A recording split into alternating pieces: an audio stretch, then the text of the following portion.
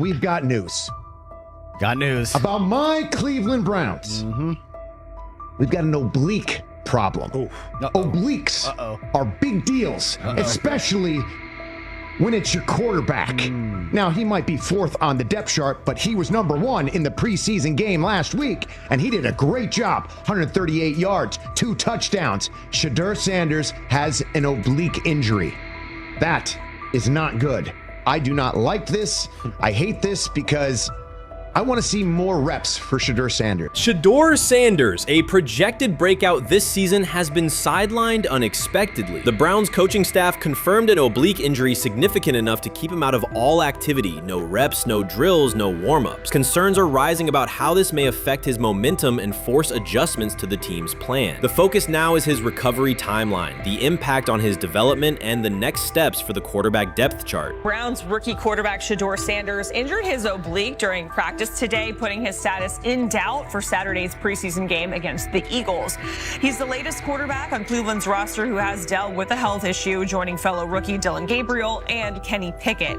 Sanders, who is trying to fight his way up the Browns depth chart, started the preseason opener last week and threw to practice. So how concerning is this for Shedeur as he is trying to, again, make his way up the depth chart, be QB2, potentially QB1 in the future? Dillon Gabriel taking Shedeur Sanders' QB1 spot after Sanders suffers an oblique injury is more than a roster change. It signals the staff is choosing urgency over efficiency. You do not replace a quarterback operating near a 70% completion rate with one coming off a 32% outing unless the decision is driven by desperation or poor evaluation. That is not strategy, it is avoidable loss of production. The impact on accuracy, timing, and drive sustainability is clear, and the difference is apparent to anyone watching. Well, here's what we know. I mean, after practice, Kevin Stefanski, the head coach of the Cleveland Browns, was not available to the media, but I did talk to him on the field as the players were coming off, and he told me that Shedeur Sanders complained of oblique soreness during the warm-ups this morning. Shedeur Sanders' absence isn't just a gap in the lineup, it's a setback for the entire offense. He thrives under pressure and makes throws others won't attempt. When he's healthy, every pass has intent, every drive has rhythm, and opposing defenses know they're in for a long day. Replace him with Dillon Gabriel and the defense senses an opening. Corners press tighter, safeties cheat down, and linebackers blitz more aggressively because they don't expect the same timing, velocity, or accuracy. Yes. I mean, yeah, I'm a fan.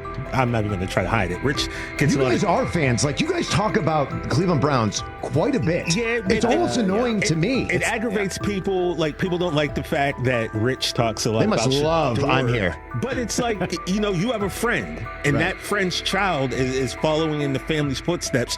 You want them to do well. I don't know why people have such an issue. I know Rich is supposed to be impartial, but it's kind of hard when you have that type of tie to it. But yeah, I'm rooting for Shedeur, man. The rookies, Shedeur Sanders and Dillon Gabriel, what do they need to learn to make the transition from the college game to the pro game? That's what the spring was about for the Browns quarterbacks. Now, Shedeur Sanders has moved from social media celebrity to on-field standout, and ESPN now lists him among its first-team candidates. Reactions are split. Some fans are impressed while others are skeptical. Whether this reflects Deion Sanders' long-term strategy or simply Shedeur's rapid development, the story is drawing widespread attention. Here's a look at what led to this moment. They never planned on taking him. The problem is, like Ocho Cinco said, you got somebody that has endeared himself to the locker room.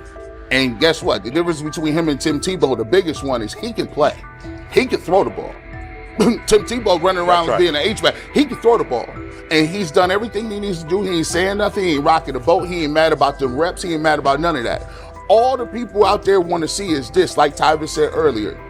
We want to see what he can do with Jerry Jeudy. Online reactions are sharply divided. Some fans strongly support Sanders, while others argue he is overrated. Traditional analysts cite statistics and claim his recognition comes mainly from his father's name. Sanders supporters are actively celebrating his rise and already predicting a future NFL career. Sports media outlets have made his candidacy a central topic of debate. The discussion now extends beyond statistics and victories to include his marketability, public image, and on-field presence. Sorry, is Shedeur Sanders going to get a chance to win this job? Do you believe he gets a legit shot to win this job? Listen, I think, first of all, the action's going to really start in training camp. Like, forget all the OTA stuff. You don't win a job in OTA. The real action starts in training camp. And just like Shedeur said, during the mini camp, when it's time to take your rest, you got to make the most of it. Because I think early on, there's going to be a lot. Remember, Joe Flacco didn't hardly practice in OTAs and mini camps because they were giving the young guys. Right. So when he gets his opportunity, he's going to have to make the most of it. Analysts are closely reviewing game footage to evaluate Sanders' decisions and mechanics, while others examine his social media activity to see how he balances content creation with quarterback duty. Shedeur Sanders' placement on ESPN's early first-team list has taken over the college football conversation. Supporters circulate his highlights and argue that his on-field production and leadership justify the honor. Skeptics claim the recognition relies too heavily on his family name and question whether his resume is strong enough for first-team status. Analysts are rewatching game footage to assess his reads, accuracy, and pocket presence, while others examine how he balances a high-profile social media presence with quarterback responsibilities. The debate has pushed other storylines, such as conference realignment and NIL issues, into the background, leaving fans and commentators focused on Sanders' performance, marketability, and overall impact on the sport. I'll keep saying it. I believe Shedeur Sanders should play more games than any other quarterback on this roster this year, because he's the only guy that I look at and say they might have something here. Because I'm telling you right now, they left night one of the draft saying we are taking our quarterback next year. So it's on Shedeur or Dillon or Kenny, probably not Joe, to change their mind. To change their mind. But you got to find out. You got to find out. Opinions differ on whether Sanders is benefiting from his family name or simply showing real progress, but the attention is undeniable. Social media is flooded with edited images elevating him to legendary status. Critics argue the first-team nod is driven by hype and marketability, while supporters point to his flashes of strong arm talent, field vision, and decision-making. Regardless of motive, the announcement has dominated the football news cycle and intensified debate over how much of his rise is performance-based versus media-driven. Highlight reels rarely show Sanders' turnovers, late-game mistakes, or inconsistent stretches. Being named to a first-team watch list suggests sustained dominance, something Sanders has displayed only in flashes. His selection appears driven as much by brand recognition and media appeal as by performance. ESPN's decision has intensified debate. Data-driven critics post statistics that question his resume, while passionate supporters predict awards and future NFL success. Commentators recall a time when first-team consideration required years of proven excellence. How you feeling? I'm getting there. You see what I got on, right? That's why I was asking how you help for it. Yeah, I'm getting there. See? Brian, what did they have to do? I had blood clots. Okay. And they amputated, you know. But I work with it. Man. Yeah, I'm amputated. So I get that work done a couple times a day. Keep the blood circulating, blood flowing, but it's a new normal. And the best thing about here, we have a whole medical team on the second floor. Right. We have a whole medical floor, which is great. Deion Sanders is shaken, this time not by a hit on the field. In a sudden turn, Ryan Clark has uncovered a serious plot affecting Shedeur Sanders' NFL draft status, and the disclosure is reverberating across the sports community. What once looked like a simple scheduling delay may actually be a calculated effort to undermine Deion's son. The facts suggest intentional sabotage, a breach of trust, and repercussions that could be far-reaching. This is no routine football headline. It is personal, and Coach Prime did not see it coming.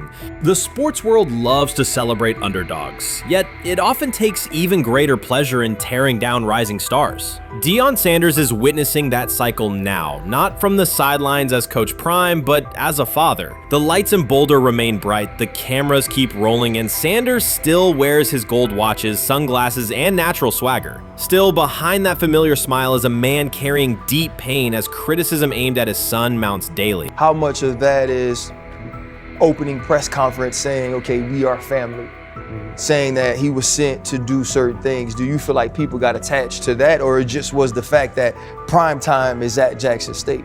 It's prime time. If my son plays cornerback, I want him to be around, in my opinion, the best cornerback ever to touch the field. That's right. If my son played DN, I'd have to talk to you and tell me who's coaching the DNs. That's but right. I was sending my son to play for prime. His pain does not come from critics or losses, but from watching his son, Shedeur Sanders, get pulled into a system where politics outweigh performance. By every metric, arm strength, accuracy, field vision, Shedeur belonged in the top 3 of any NFL mock draft. Defensive coordinators who tried to unsettle him know he never flinches. He owns the unteachable leadership trait that turns strong prospects into franchise cornerstones. Then the narrative shifted. Draft boards that once placed him 2nd or 3rd slid him to 5th, then 12th, and eventually out of the 1st round on some lists. Analysts grew cautious, executives became vague, the statistics stayed strong, and the game film still proved his ability, yet the buzz evaporated.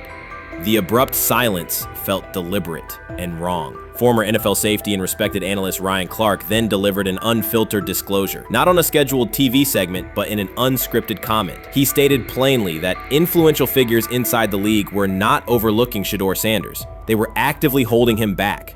The motive, Clark said, was political, and the real target was Deion Sanders, Hall of Famer, architect of Jackson State's resurgence, and the coach who turned a 1-11 Colorado program into a national headline. Deion's refusal to conform, wearing sunglasses indoors, dancing with players, speaking candidly, challenged an establishment that favors predictable images and rehearsed statements. According to Clark, that resistance to tradition was not forgotten. When Shedeur displayed the same mix of talent and confidence, concern spread through front offices and media circles. Questions about leadership style and attitude surfaced. Coded language for discomfort with a quarterback who mirrors his outspoken father. Clark's point was clear. The issue is not Shedeur's performance. If he had posted identical numbers at Ohio State or Alabama, endorsements and media specials would follow. Instead, interest cooled, because the Sanders family embodies a self-made identity the league cannot easily manage. Their visible pride and independent brand challenge a system that prizes control. And that threat, not football ability, is what Clark believes is suppressing Shedeur's draft stock. What do you think is happening in Browns camp? What do you think is going to happen there before I let you go, Lewis? You know, I think it really does. It really does all depend on how Kevin is able to, as it relates to Shedeur, work him in enough.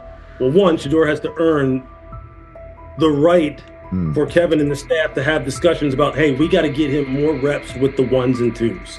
We got to get him more reps with the ones and twos when we're going team period, not just walk through or not just 7-on-7 team. Louis Riddick reacted sharply on air after viewing practice footage from the Cleveland Browns. The clip showed quarterback Shedeur Sanders executing a string of precise throws while the Browns head coach watched with a broad smile. Riddick questioned whether the session was focused on evaluation or celebration, arguing that visible enthusiasm from the staff could cloud objective assessment of a rookie's progress. Earlier in the segment, Riddick's tone had been measured once the Sanders highlights appeared. He criticized the perception that a routine practice was being treated like a marquee event. He stressed that coaching reactions should remain subdued until performance translates into game situations. Riddick concluded by calling for accountability and asking the Browns to clarify how they plan to manage expectations for Shedeur Sanders as training camp continues. Couldn't imagine me myself saying, hey, you know what? As someone who has been at the very bottom to try and ascend to like some level of success, I could never imagine going, you know what would be really cool? I'm gonna play a joke on someone like this and make pretend that I'm a GM and I'm drafting you when actually I'm not, and then I'm gonna hang up and just giggle about it. Man, what the hell are we doing? Seriously, what are we doing when we think that that kind of crap is funny? I don't know. Trying to get likes on TikTok. I don't have the right words for it. Right, Lewis, I'm gonna say this. I don't have the right words for it. Few situations unsettle a former front office executive faster than watching coaches celebrate a rookie quarterback before pads come on in August. In Louis Riddick's view, the Browns staff did more than acknowledge promise. They acted as though they had already secured their franchise leader. Throughout the session, Shedeur Sanders delivered 40-yard throws off his back foot, ran crisp 2-minute drills, and displayed steadiness rare for a first-year player. According to reports, each successful rep drew audible admiration from the sideline, highlighting how quickly enthusiasm has escalated. When Riddick reviewed the same practice tape and heard the glowing comments, he challenged the reaction on live television. He argued that a few controlled drills should not override the methodical scouting and development work that normally guides roster decisions. Riddick's criticism focused less on Sanders' talent than on the evaluation process. He warned that comparing a prospect to established stars or joking about renaming the stadium creates pressure before the player has taken an NFL hit, faced a disguised coverage, or logged a preseason snap. Praising potential is acceptable, he said, but anointing a savior in July risks repeating the organization's history of premature quarterback expectations. Sanders brings confidence shaped by his father's legacy and his own disciplined preparation, yet Riddick insists that progress must be confirmed over time. He urged the Browns to temper public excitement, follow a structured development plan, and reserve celebratory reactions for on-field results that matter. Regular season production under live pressure, not highlight clips from a midsummer workout. He has to earn that. Kevin has to figure out a way to do that. So then you can reasonably assess what you have in him compared to Dillon, Gabriel, compared to Kenny, compared to Joe Flacco.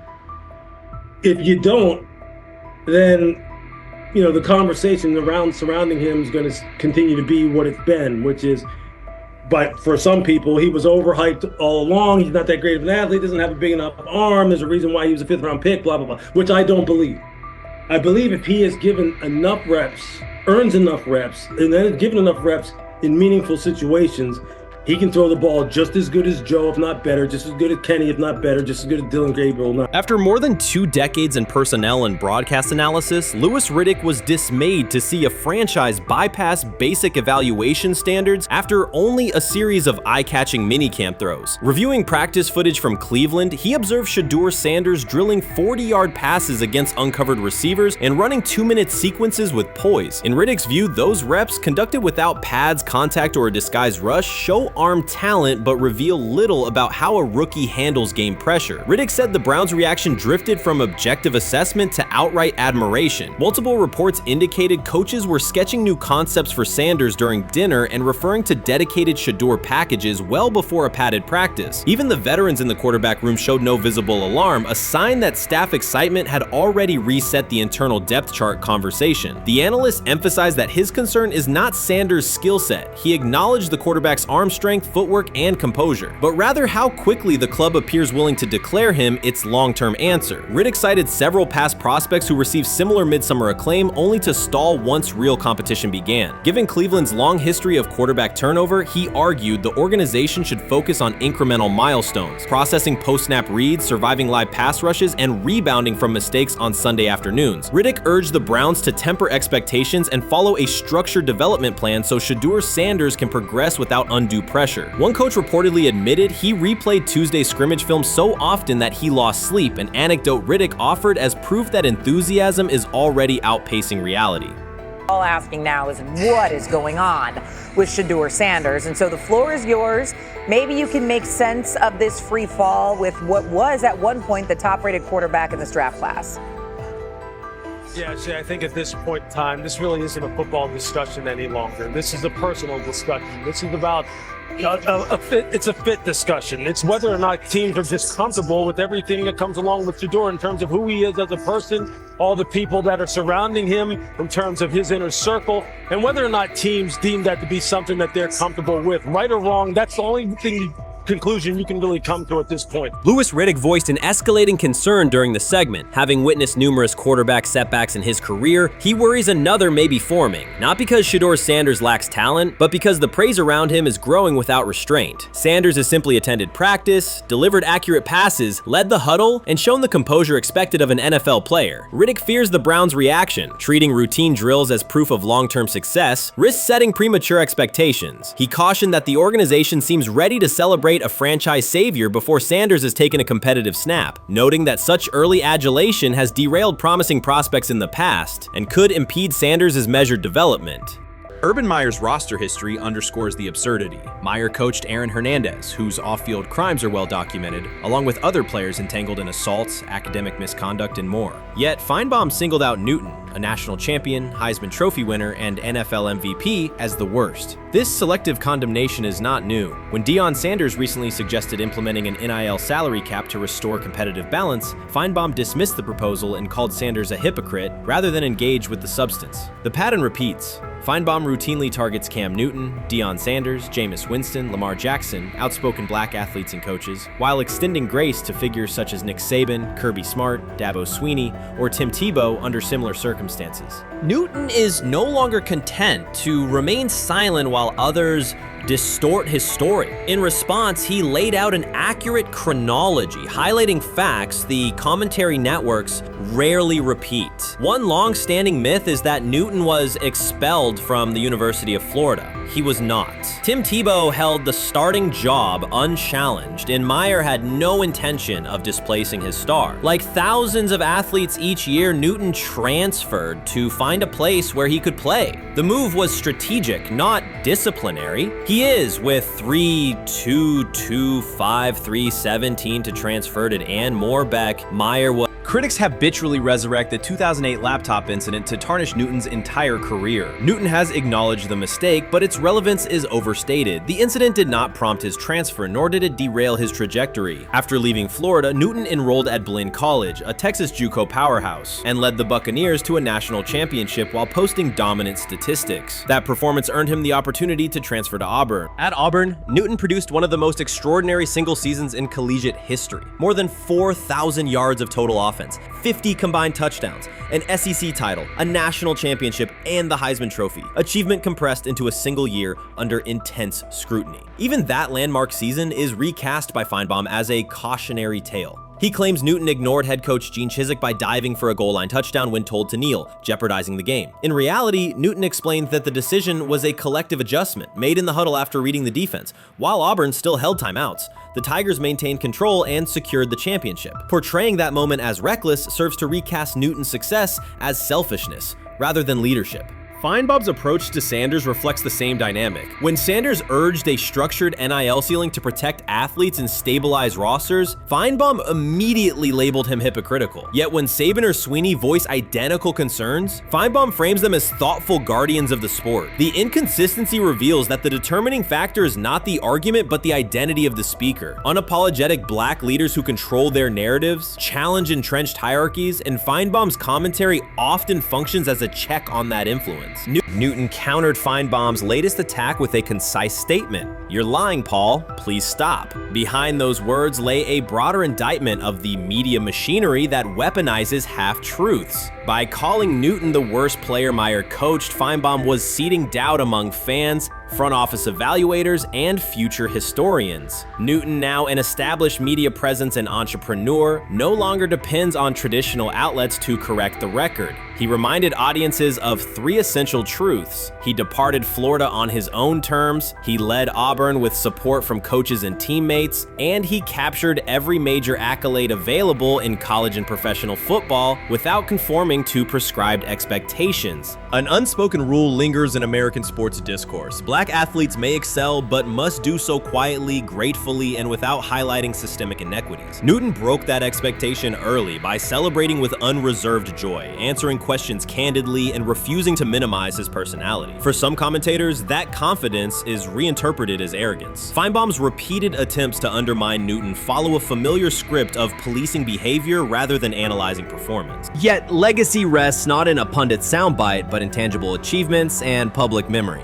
Newton's resume, Heisman winner, national champion, NFL MVP, speaks for itself. Millions of fans witnessed his impact on Saturdays and Sundays. Countless young quarterbacks saw someone who looks like them redefine the position's possibilities. The same is true for Sanders, whose player-first coaching philosophy and media savvy continue to influence college football's direction. Feinbaum's commentary cannot erase these realities. Newton, Sanders, Winston, Jackson, and others have already secured their places in football history. By publicly confronting misinformation, Newton set a precedent for athletes who now possess the platforms and technology to present their stories unfiltered. The microphone no longer belongs exclusively to legacy broadcasters. Newton holds it now, and he intends to keep it. A decisive shift that reduces the gatekeeper's influence and ensures that accomplishments are judged on merit rather than narrative manipulation. While much of the NFL community attended the ESPYs in Los Angeles, Shedeur Sanders spent the day in Cleveland with families recovering from a residential explosion. He did not seek cameras or a red carpet appearance. He chose to be present in a neighborhood working through loss. Weeks earlier, an explosion at the Rainbow Terrace Apartments in the Garden Valley neighborhood displaced more than 100 residents. Local officials reported that 42 families were left without housing. A father suffered burns over most of his body and remained in a coma. His 2 young children were hospitalized in critical condition. The damage extended beyond structures. Families lost possessions, stability, and routine. Cleveland City Council member Richard A. Starr described the moment as a family fighting for its future. Outside of local reporting, national attention was limited. Sanders decided to go to the site, meet residents, and help organize a day focused on relief and connection.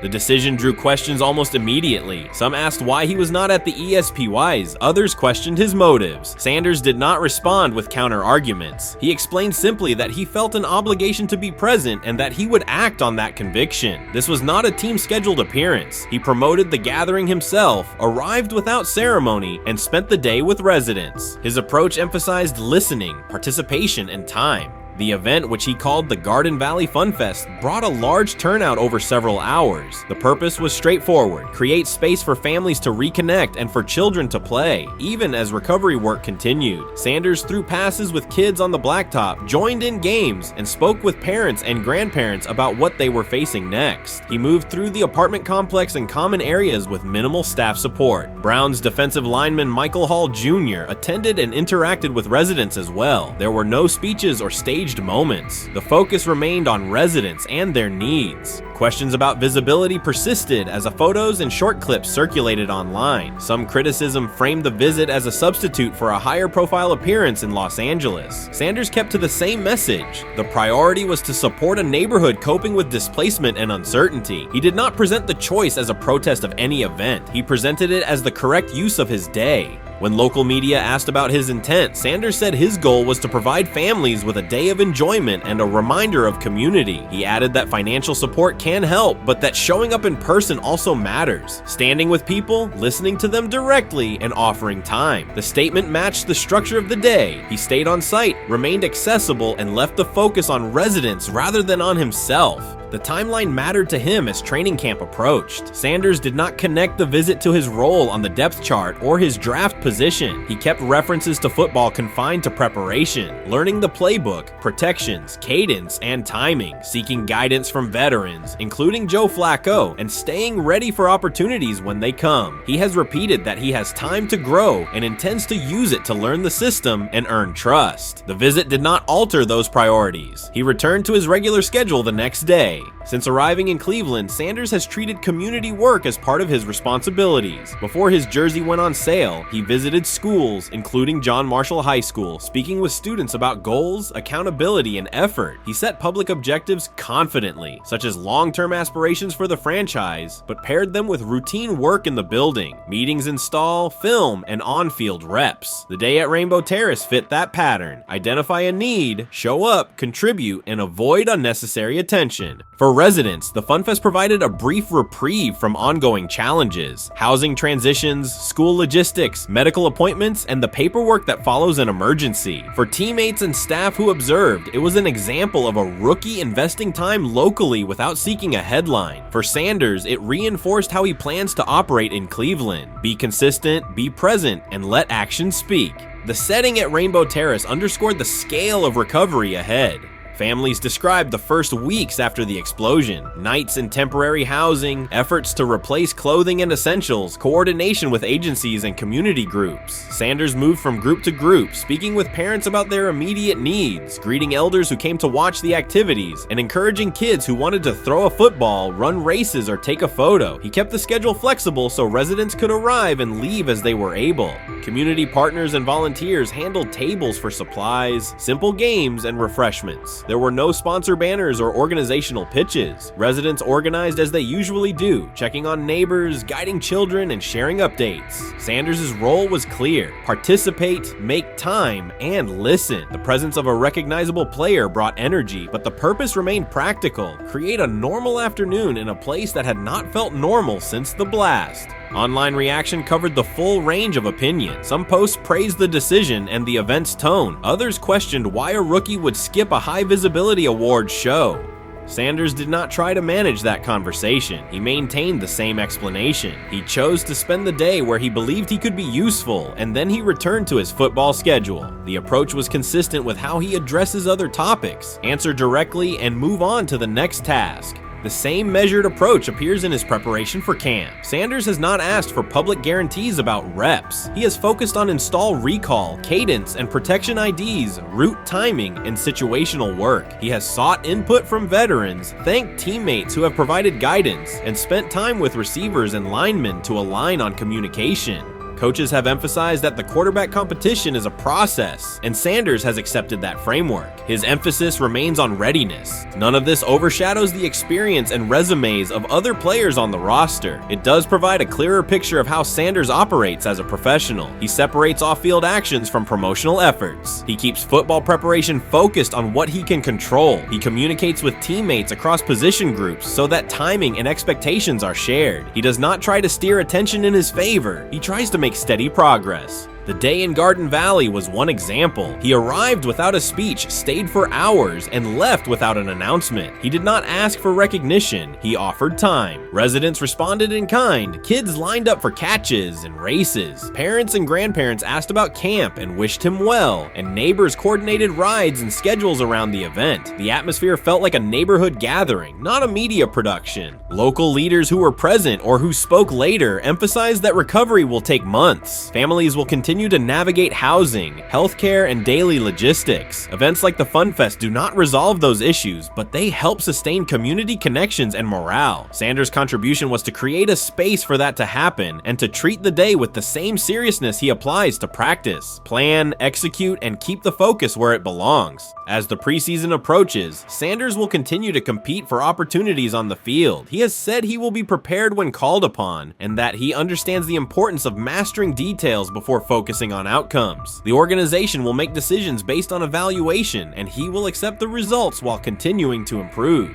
The off-field choices will remain consistent, identify needs in the city where he lives, and contribute in direct, practical ways. The core elements are simple. A neighborhood suffered a significant loss. Residents faced immediate and ongoing challenges. A rookie quarterback chose to spend a day there, without a press conference, without a schedule of talking points, and participate in a community-led event designed to give families a break and remind children that play still has a place. He provided presence, not a headline. He listened more than he spoke. He returned to work the next day. In a league and media environment that often prioritize visibility, Sanders made a different choice. He kept attention on people, not optics. He placed value on time spent in person rather than on appearances. He continued to build trust in the locker room and in the city through steady conduct rather than declarations. That approach, measured, direct, and consistent, will shape how he is viewed in Cleveland as much as any public statement could. The outcome of his football career will be decided on the field by installations learned, reads made, throws delivered, and games played. The outcome of his role in the community will be measured by smaller, quieter moments. Afternoons like the Fun Fest, school visits, and unannounced stops where listening matters more than being seen. For Cleveland residents at Rainbow Terrace, the takeaway from that day was straightforward. Someone who represents their team showed up, stayed, and participated without fanfare. For Sanders, it was the same. Do the work in front of you, whether that is a practice period or a neighborhood event, and keep the focus on the people who are affected most. I view things as I got time. I got time to be able to grow and mature, and be able to understand the ins and outs of the defenses and be able to get the good insight from the vets in the room. So I look at it as, a plus, and whenever, it's time for me to play. Shedeur Sanders rolled into Browns camp and instantly made the whole practice feel like a recess pickup game. NFL vets suddenly looked like they'd forgotten the playbook and were just trying to keep up. With that being said, I see some balls coming out of Shedeur Sanders at that camp, and I'm like, kind of looks like a guy. Yeah, I'm reading. He can sling it. Ready to I see him, some of the veterans, how they talk to him, mic'd up, see what he's doing in the community. Talking about Njoku there? Njoku, Mike Knapp. Yeah, once you see, different little interactions and things like that, I know he has the talent. We'll see. It'll be a competition that usually brings the best out of guys, especially young guys. So I'm interested to see how that quarterback situation. Right after Shedeur Sanders tightened his cleats and the Browns settled in for what they figured was a routine camp day, the whole vibe tilted sideways. No blazing comet, no UFO touching down at midfield, just a swagger-charged quarterback striding in like he'd crashed the wrong league and thought, yeah, I'll stick around around and run this show. The Browns had no clue what storm was rolling in. You'd expect an NFL team to do a quick scout, maybe pull up a highlight reel or two, but nope. They greeted Shedeur with a shrug, only to watch him seize the field on snap one and run the whole operation like a seasoned pro. First and foremost, he's been the best quarterback in camp. Now look, Joe Flacco ain't had many opportunities. It was a whole day I saw he didn't throw the ball at all. Here's my theory on the situation. They already know who's starting in the number 2 is. They already know. Joe Flacco and Shedeur Sanders is already locked up. You're missing the boat, people. You're missing the boat. Your boy, Kenny Pickett and Dillon Gabriel, oh, they're fighting. Shedeur didn't merely clock in, he hijacked the session. One moment he's loosening his arm, the next he's roasting veteran QBs like faded names on busted draft boards. Defensive coordinators everywhere had the same gut punch reaction. Uh-oh. His pocket poise? Straight disrespectful. His timing? Psychic. And every pass left his hand like it was laser guided to its mark. While Shedeur Sanders was slicing up routes, the Browns' secondary looked less like an NFL backfield and more like a gaggle of dads sprinting through a Saturday fun run. Big on enthusiasm, short on closing speed. Coaches fought the urge to slam the emergency horn. Players traded wide-eyed, "Are we serious?" stares, and someone even double-checked that a hidden camera crew wasn't about to pop out of the tunnel. But nope, this was pure Shedeur, half cold-blooded surgeon, half highlight factory. He wasn't dropping a casual "I'm here," he was crafting a masterclass. From the first rep, the tempo changed. Shedeur Sanders accepted the snap with steady footwork, diagnosed the Browns' single high shell, and delivered a tight window seam route that forced the free safety to recover late. Throughout the period, he manipulated leverage with quick shoulder fakes, moved through full field progressions, and released on time from a balanced base, consistently putting the ball on his receiver's upfield shoulder. Cleveland's coverage struggled on multiple fronts. Safeties hesitated between deep half responsibilities and underneath support, creating voids at 15 to 20 yards. Cornerbacks and off-man were caught in trail position when Sanders used rhythm throws on 3-step drops, while those who tried press technique had their inside hand neutralized by his receivers' outside releases. Linebackers widened to match shallow crossers, leaving the middle hook unguarded for pivot routes and option digs. One corner attempted a line of scrimmage jam. Sanders immediately adjusted the route to a back shoulder fade, releasing the ball before the break and rendering the press ineffective. Over the session, he showcased pocket discipline, reclimbing to maintain throwing lanes rather than drifting, and finished with a series of anticipatory throws against cover 2 cloud, fitting vertical outs between the flat and deep half defenders. Sanders' combination of rapid post-snap processing, precise ball placement, and pocket efficiency exposed coverage mismatches at every level and highlighted communication gaps in the Browns secondary. By mid-session, the Browns defensive staff clearly recognized their calls were outmatched. Every adjustment, a roll to cover 6, a simulated pressure, a late rotate to 2 high, was neutralized once Shedeur Sanders confirmed the post-snap picture. Routes that had taken weeks to script were beaten by timing and location. Comeback set at 12 yards broke open before the corner's transition. Slot seam outs dotted the void between the flat and deep half defender, and boundary receivers beat press with quick hand techniques, receiving the ball before the trail man could recover. Sanders' command was methodical. He used cadence to freeze plug blitzes, re-ID'd the mic when linebackers sugared the A-gaps, and maintained a firm base so he could reset and fire without resetting his feet. His receivers benefited from that rhythm. Top of the stem, eyes back, ball delivered on their upfield shoulder, allowing immediate transition to YAC. The Browns front tried a late stunt to compress the pocket. Sanders climbed 2 steps, re-spotted the shallow crosser, and delivered in stride, turning a potential sack into a 20-yard gain. What stood out most was how little ramp-up Sanders needed. From his first series, he processed full-field concepts at tempo, cycling through progression reads without hitching. The poise under interior pressure, consistency in ball placement, and ability to manipulate zone defenders left the Browns' coordinated disguise packages ineffective and forced them into static coverage by the end of the period. In short, Sanders' efficient mechanics, rapid processing, and anticipatory accuracy rendered Cleveland's defensive game plan ineffective at every level, from pre-snap disguise to post-snap spacing. Imagine there's many people that think Dillon Gabriel's a better quarterback than Shedeur Sanders. I don't care where they were drafted. If the Browns are the one team that thinks that, then I'm going to suspect it's not true. They don't know what listen, I've been on every quarterback evaluation for 30 years. Right. I never root against anybody. Yeah. But I'd be surprised if Dillon Gabriel's ever a legitimate starting quarterback for the Cleveland Browns. I'd be surprised. I just don't think. Well, then it is a wasted pick because you took him in the top 100. Yeah, but potentially. Yeah.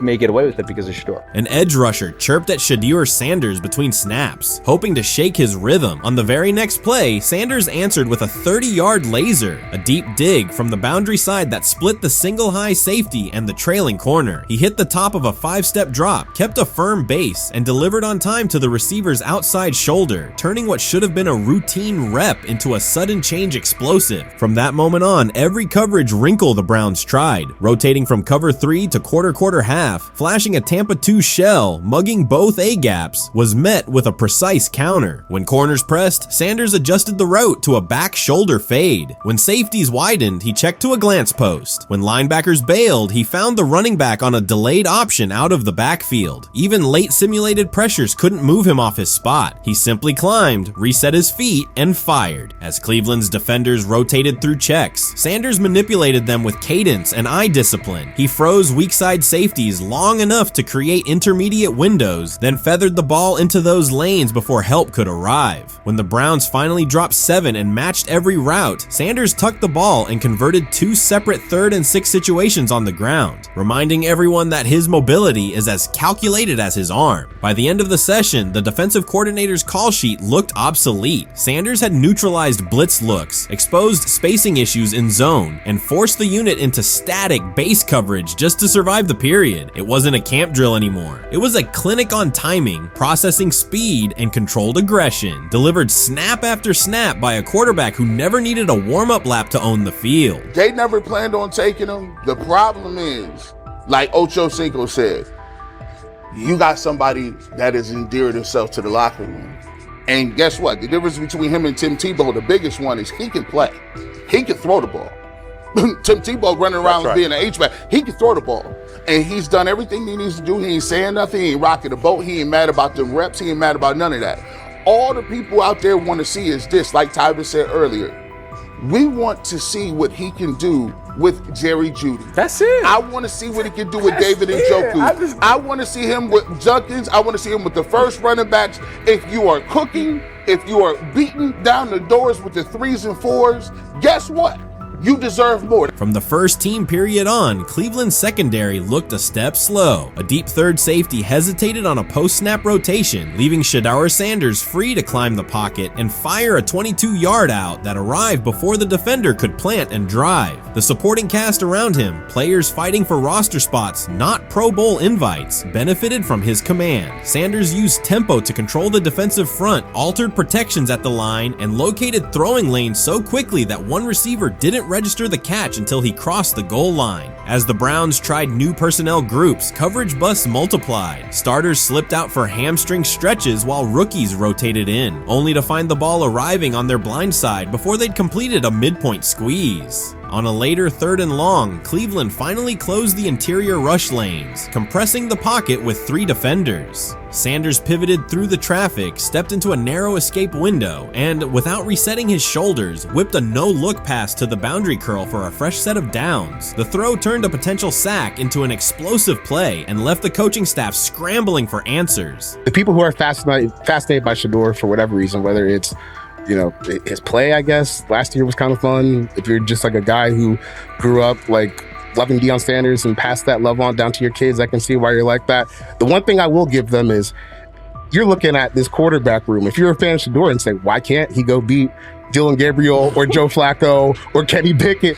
So I do understand that part of it, right? Because why not? Why couldn't he be the Brown starter in October or November? That looks like a quarterback room where everyone will get a chance to start. That's exactly what he says. I'm told the footage of Shedeur Sanders meeting with the Giants is so bad that both the Browns and the Sanders family have threatened legal action if it is published. The New York Giants have released audio from their draft interview with Shedeur Sanders, and the disclosure has drawn intense public reaction. Fans want to know whether Sanders made critical remarks and why the Giants shared material that should have remained confidential. The situation revolves around an open microphone, contentious comments, and the broader implications of the leak. The New York Giants published a brief, edited segment from their interview with Shedeur Sanders and withheld the remaining footage. Observers are debating whether this was a strategic public relations decision or an attempt attempt to discredit him. The team has offered no additional explanation, and many fans view the limited release as inadequate and potentially misleading. They are demanding full transparency and accusing the organization of orchestrating a negative narrative. While criticism of Sanders is vocal, his supporters are responding with equal intensity. There was another team that he sat down with. What do you mean it didn't go well after that? So, he was pissed that they did that to him. They did that to him. He counter-confronted the them. same thing they do to every other quarterback prospect. They did that to him. They slide in a mistake to see if you catch it. Right.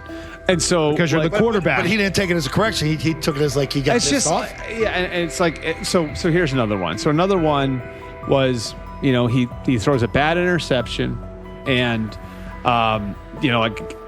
it was a deep throw early in the game, and he comes back and they go in the meeting, they show the interception. The Giants have released only a brief excerpt of the interview and are refusing to share the rest. Their decision has drawn criticism across TikTok, X, and Facebook, where many see it as a poorly handled public relations move. Fans are calling for the full recording to be published so the situation can be judged in its entirety. The GM is on film that the son, they asked the son last draft, yo, who you think I should pick? His son like, yo, you need to get the Jaden Daniels, big.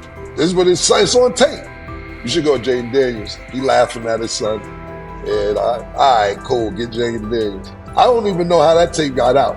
I wouldn't have let the get out. Shedeur Sanders appears unfazed by the situation. Although the Giants suggested he was more hype than substance, their handling of the interview has instead elevated his visibility. Analysts across major sports outlets are now discussing him more than before, keeping his name prominent in the news cycle. New York Giants, where these tapes at? You hear me?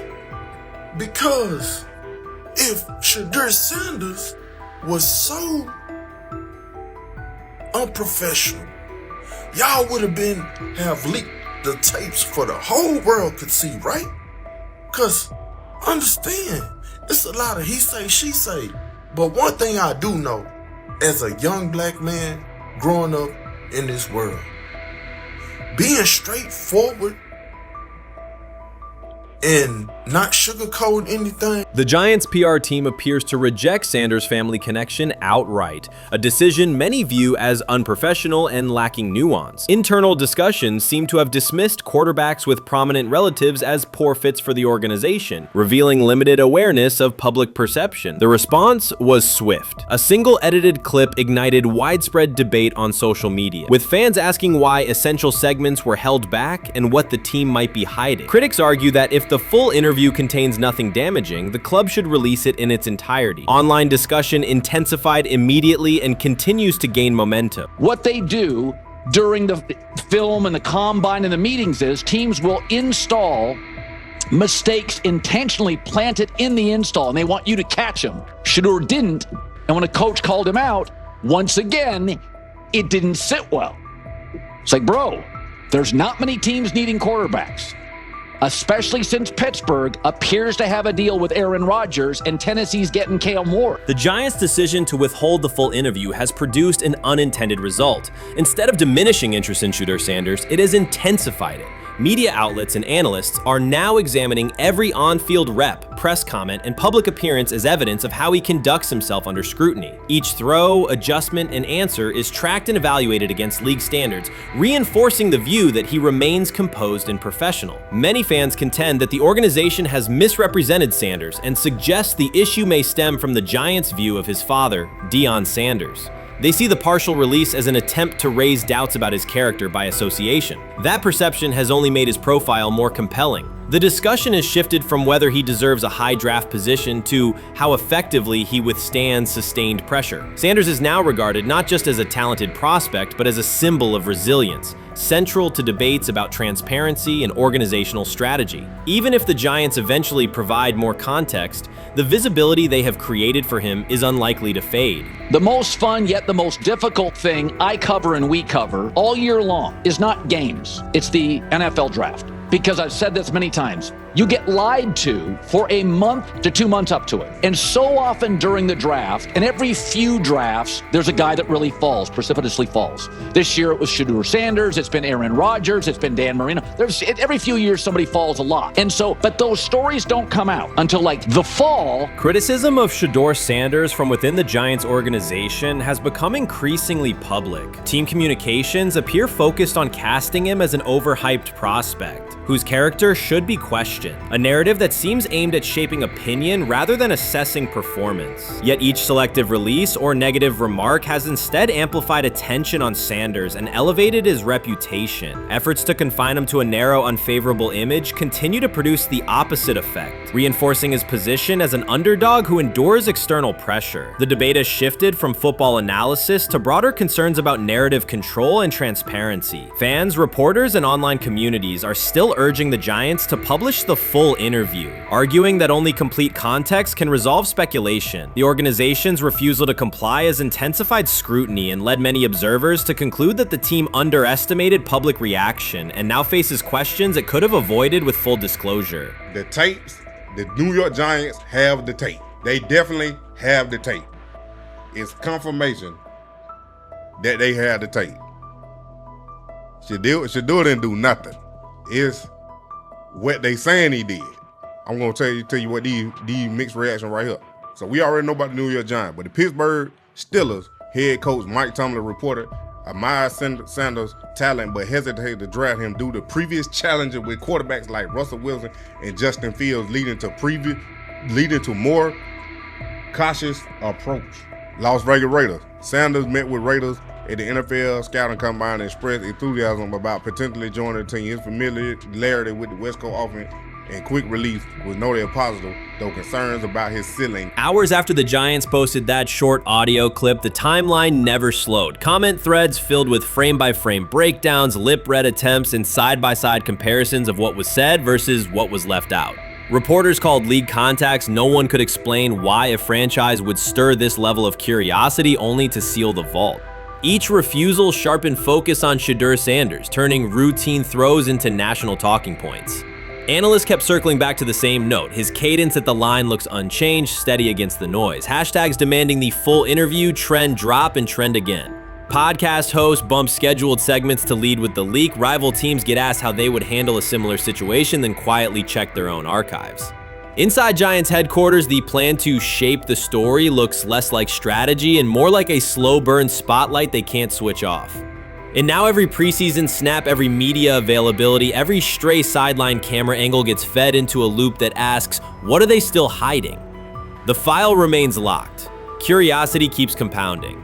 Until someone presses upload or steps to a podium and explains the redactions, the subject drifts away from depth charts and play design, fixing instead on secrecy, control, and the risk of underestimating how fast attention turns pressure into permanence.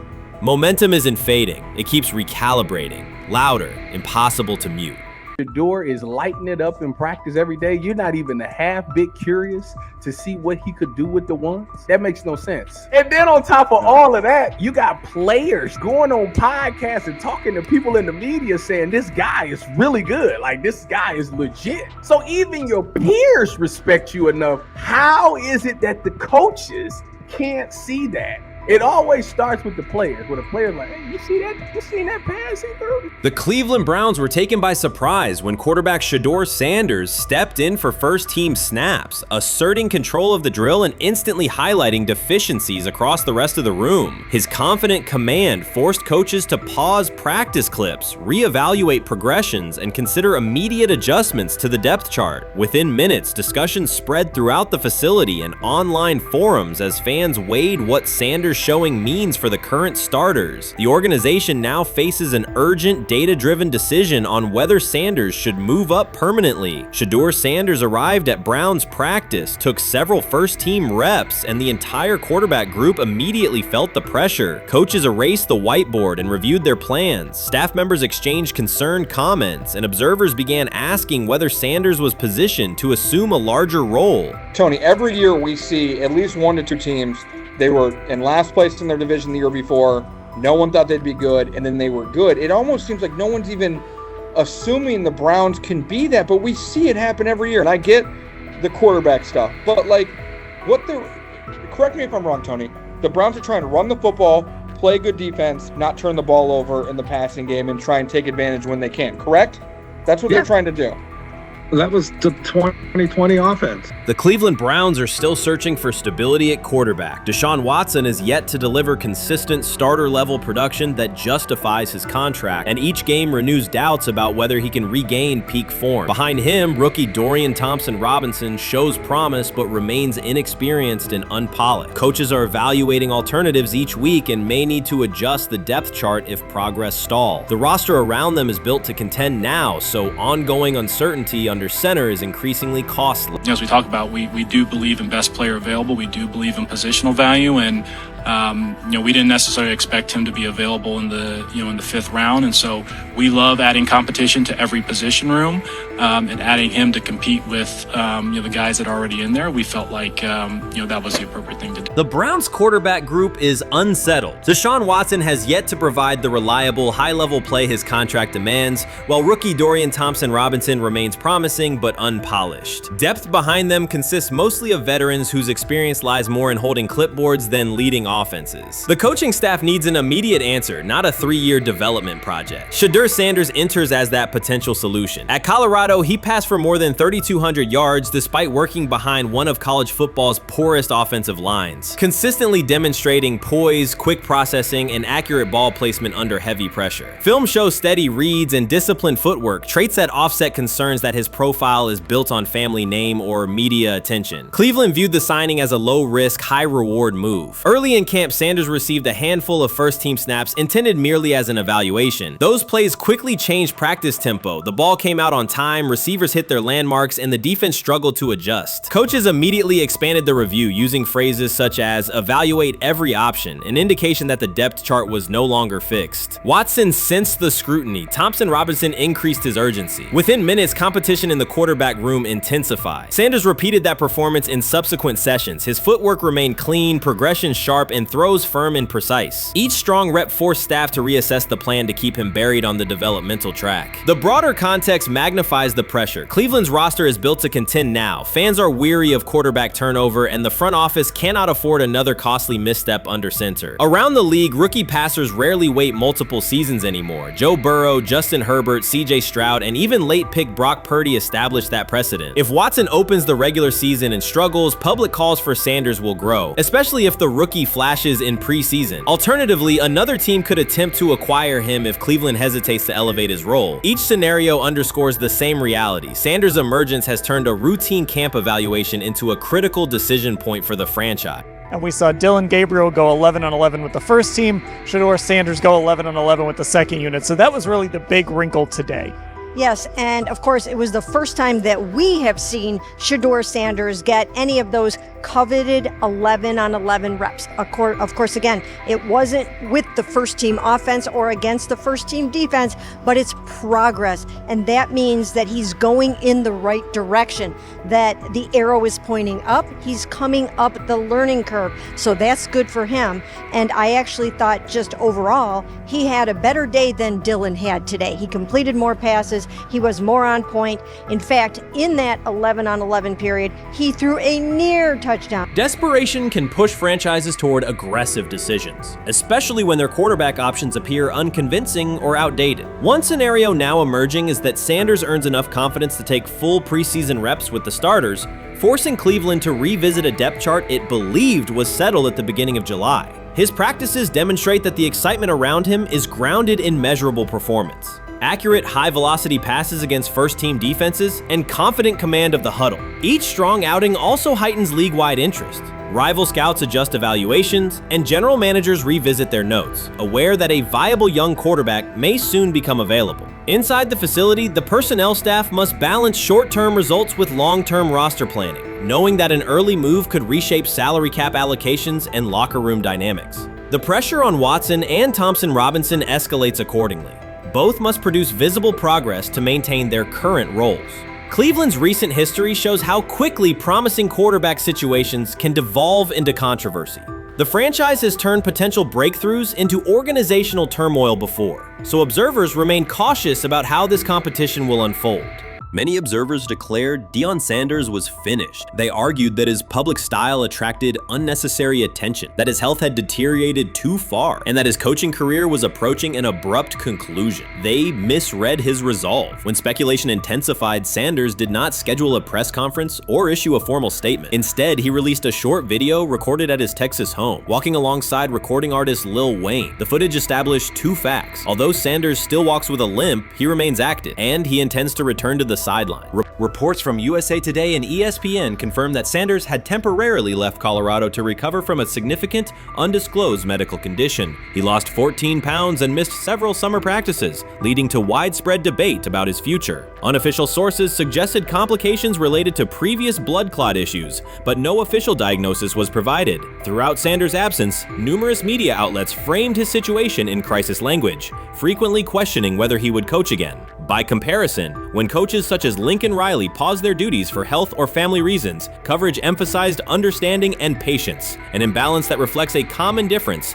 in how high-profile black coaches are treated. Sanders' silence was not a retreat, it was a period of recovery. During rehabilitation, he relied on family, faith, and trusted colleagues, yet stayed connected to his program through brief online updates. The video with Lil Wayne demonstrated that he retained strong support from influential friends, countering narratives that portrayed him as isolated or on the verge of retirement. The visual evidence showed that his setback is temporary, and that he remains determined to lead Colorado into the forthcoming season. Since accepting the Colorado position, Sanders has dramatically elevated the program's national standing. He first drew national attention to Jackson State and the broader HBCU football landscape, then moved to Boulder and transformed a one-win team into a central storyline in college athletics. His approach, combining hip-hop culture, direct communication, and open expressions of faith, has challenged conventional expectations for head coach behavior. Each step forward has been met with heightened scrutiny. His time at Jackson State was labeled a publicity stunt, his departure for Colorado was framed as abandoning HBCU culture, and his social media presence has been cast as distraction from traditional coaching responsibility.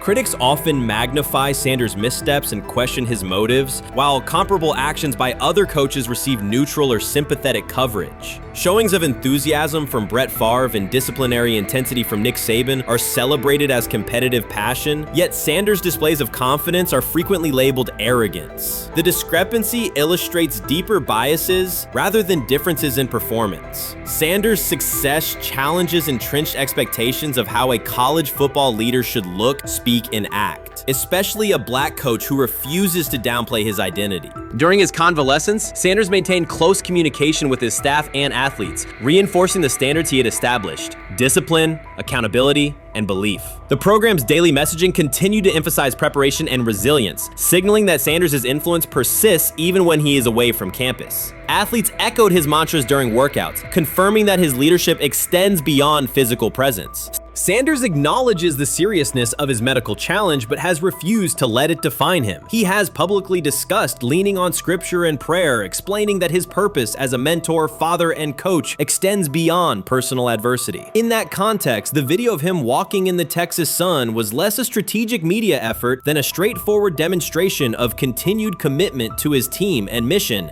Colorado still requires Sanders' vision. Prior to his arrival, attendance was low, national media attention was minimal, and recruiting momentum had stalled. Sanders' leadership brought renewed energy, authentic identity, and higher standards of accountability. Players who previously lacked representation in college football leadership found a coach who shares, affirms, and elevates their cultural background. Sanders supplements conventional coaching priorities, scheme, fundamentals, and execution with empowerment initiatives that cultivate self-confidence and authenticity. As preseason camp approaches, Sanders intends to resume full involvement, even if medical recovery remains ongoing. His presence is expected to restore on-site leadership, stabilize the locker room, and direct media coverage toward on-field progress. For Sanders, the objective extends beyond compiling wins. It includes completing a cultural transformation that expands how success and leadership are defined in modern college football. Those who predict his decline overlook the underlying traits, faith, perseverance, and purpose that have supported Sanders throughout his career.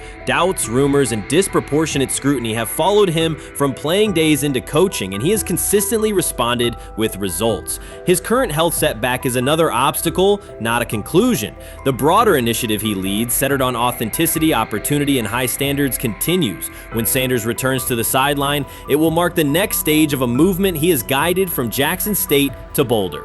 The recent period of quiet has been strategic rather than passive. Instead of defending himself in daily briefings, Sanders focused on rehabilitation, remote program oversight, and family support. Each brief social media message reinforced a consistent theme: faith and preparation. He has articulated gratitude for medical professionals and has reiterated that his mission at Colorado is unfinished. His public references to scripture have been direct but measured, aligning with his long-standing practice of integrating faith into leadership. By walking through his ranch with Lil Wayne, Sanders signaled continuity. The clip underscored that influential supporters remain engaged, that Sanders' broader network values his vision, and that he remains capable of navigating physical challenges. The visible limp was not evidence of imminent retirement. Rather, it documented the reality of ongoing recovery and the resilience with which he approaches each obstacle. Colorado's athletic administration and football staff continue to affirm Sanders' program direction. Recruitment communications cite his established record in fostering cultural relevance and national exposure. Prospective athletes respond to a coach who presents a transparent path to development, both on and off the field. Current players refer to Sanders' coaching points with clarity, citing specific drills and expectations that remain unchanged during his absence. These indicators demonstrate that the core structures Sanders implemented are functioning, and that his return will be an amplification, not a restart. Criticism regarding Sanders' public persona often conflates media style with coaching substance. Analysis from opponents suggests that social media engagement dilutes football preparation, yet Sanders' staffs emphasize time management and delegation. Defensive and offensive coordinators handle in-game adjustments, while Sanders directs overall culture, recruitment, and leadership. He has articulated that visibility serves to amplify program accomplishments and enhance player opportunities, not replace strategic football planning. Some commentary has attempted to reframe Sanders' health issue as evidence that his coaching model is unsustainable. The argument ignores the documented health challenges faced by numerous coaches across levels of competition. For example, college coaches recovering from heart procedures or joint replacements have returned to successful seasons after appropriate medical clearance. Sanders' case follows a comparable trajectory. Medical complications require temporary separation, structured rehabilitation is prioritized, and a managed return is planned. Institutional medical protocols at Colorado dictate clearance requirements. Sanders will meet those before resuming full sideline duties. Colorado's players have expressed public confidence in Sanders' eventual return, citing regular virtual check-ins and continued accountability. Several athletes noted that positional meetings included recorded messages from Sanders reinforcing tactical goals and personal discipline. These details confirm that Sanders has remained actively engaged, albeit remotely, and that team culture remains aligned with his principles. Looking ahead, Colorado's schedule will attract national attention, both for on-field competitiveness and the storyline of Sanders' comeback. Analysts will evaluate how quickly he reestablishes day-to-day rhythm and whether his physical limitations influence practice oversight. Internal planning accommodates gradual escalation of responsibilities, with medical staff and strength and conditioning personnel contributing to phase reintegration.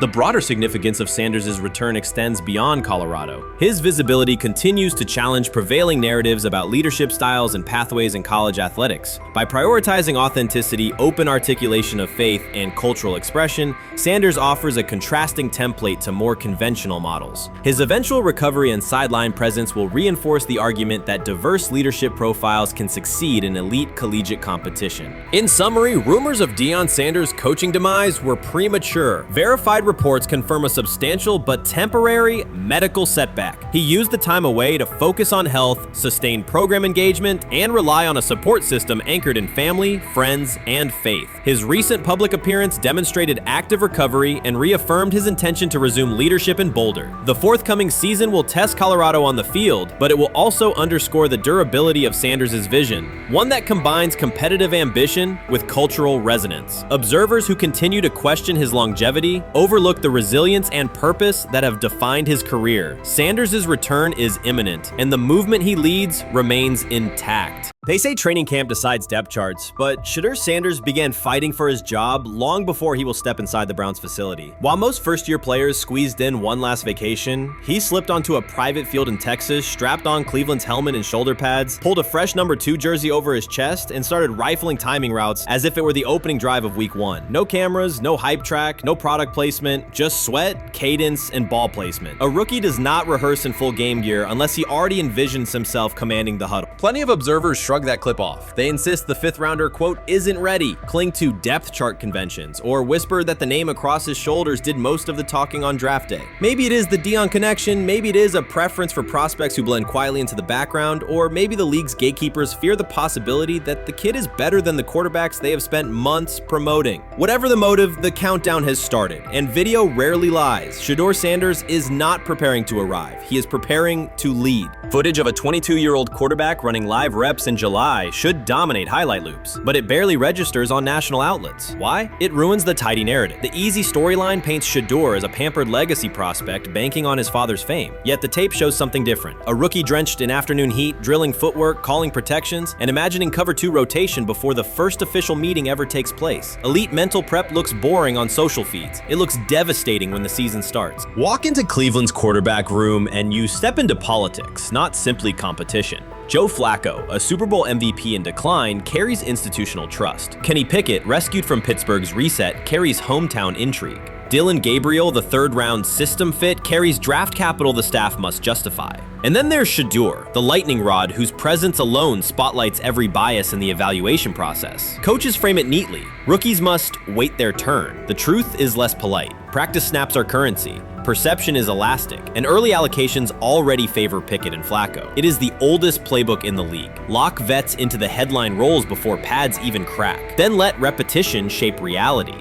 Sanders refuses to cooperate. He is not a fourth-string camp arm. He has engineered game-winning drives under national scrutiny, operated against live blitz looks most prospects never face, and more than any quarterback in the room, documented his own off-season obsession. No social media rollout, no brand consultant, just pads, cleats, and an unlit practice field. If his last name were Smith, pundits would label him the sleeper of camp. Instead, politics trails every throw. Training camp rotations expose organizational intent. Beat writer Fred Greetham already reports that Pickett and Flacco will open with first-team reps when veterans report July 23rd. Gabriel grabs the developmental snaps, leaving Sanders the leftovers. That isn't performance-based, it's narrative-safe. Gabriel doesn't threaten hierarchy, Sanders bends gravity. Watch the details. Does Shedeur steal 11-on-11 snaps with the twos? Does he run red zone installs or 2-minute drills? If he does, coaches are admitting he is forcing his way in. If he doesn't, they are postponing the inevitable. Either way, the private field reps have sharpened his timing and condensed his release. He is not hoping for an opportunity, he is prepared to seize one the instant it appears. Cleveland's joint practices amplify that tension. First come live periods against the Panthers, then sessions with the champion Eagles. Those reps belong to the starters, so Flacco and Pickett will absorb most of Carolina's disguised pressure and Philadelphia's exotic fronts. Sanders' proving ground will be the preseason opener on August 8th. Under the stadium lights, he will get entire series, real reads, pockets collapsing for real. If his command mirrors the footage from Texas, coaches will have to answer why he never saw earlier work.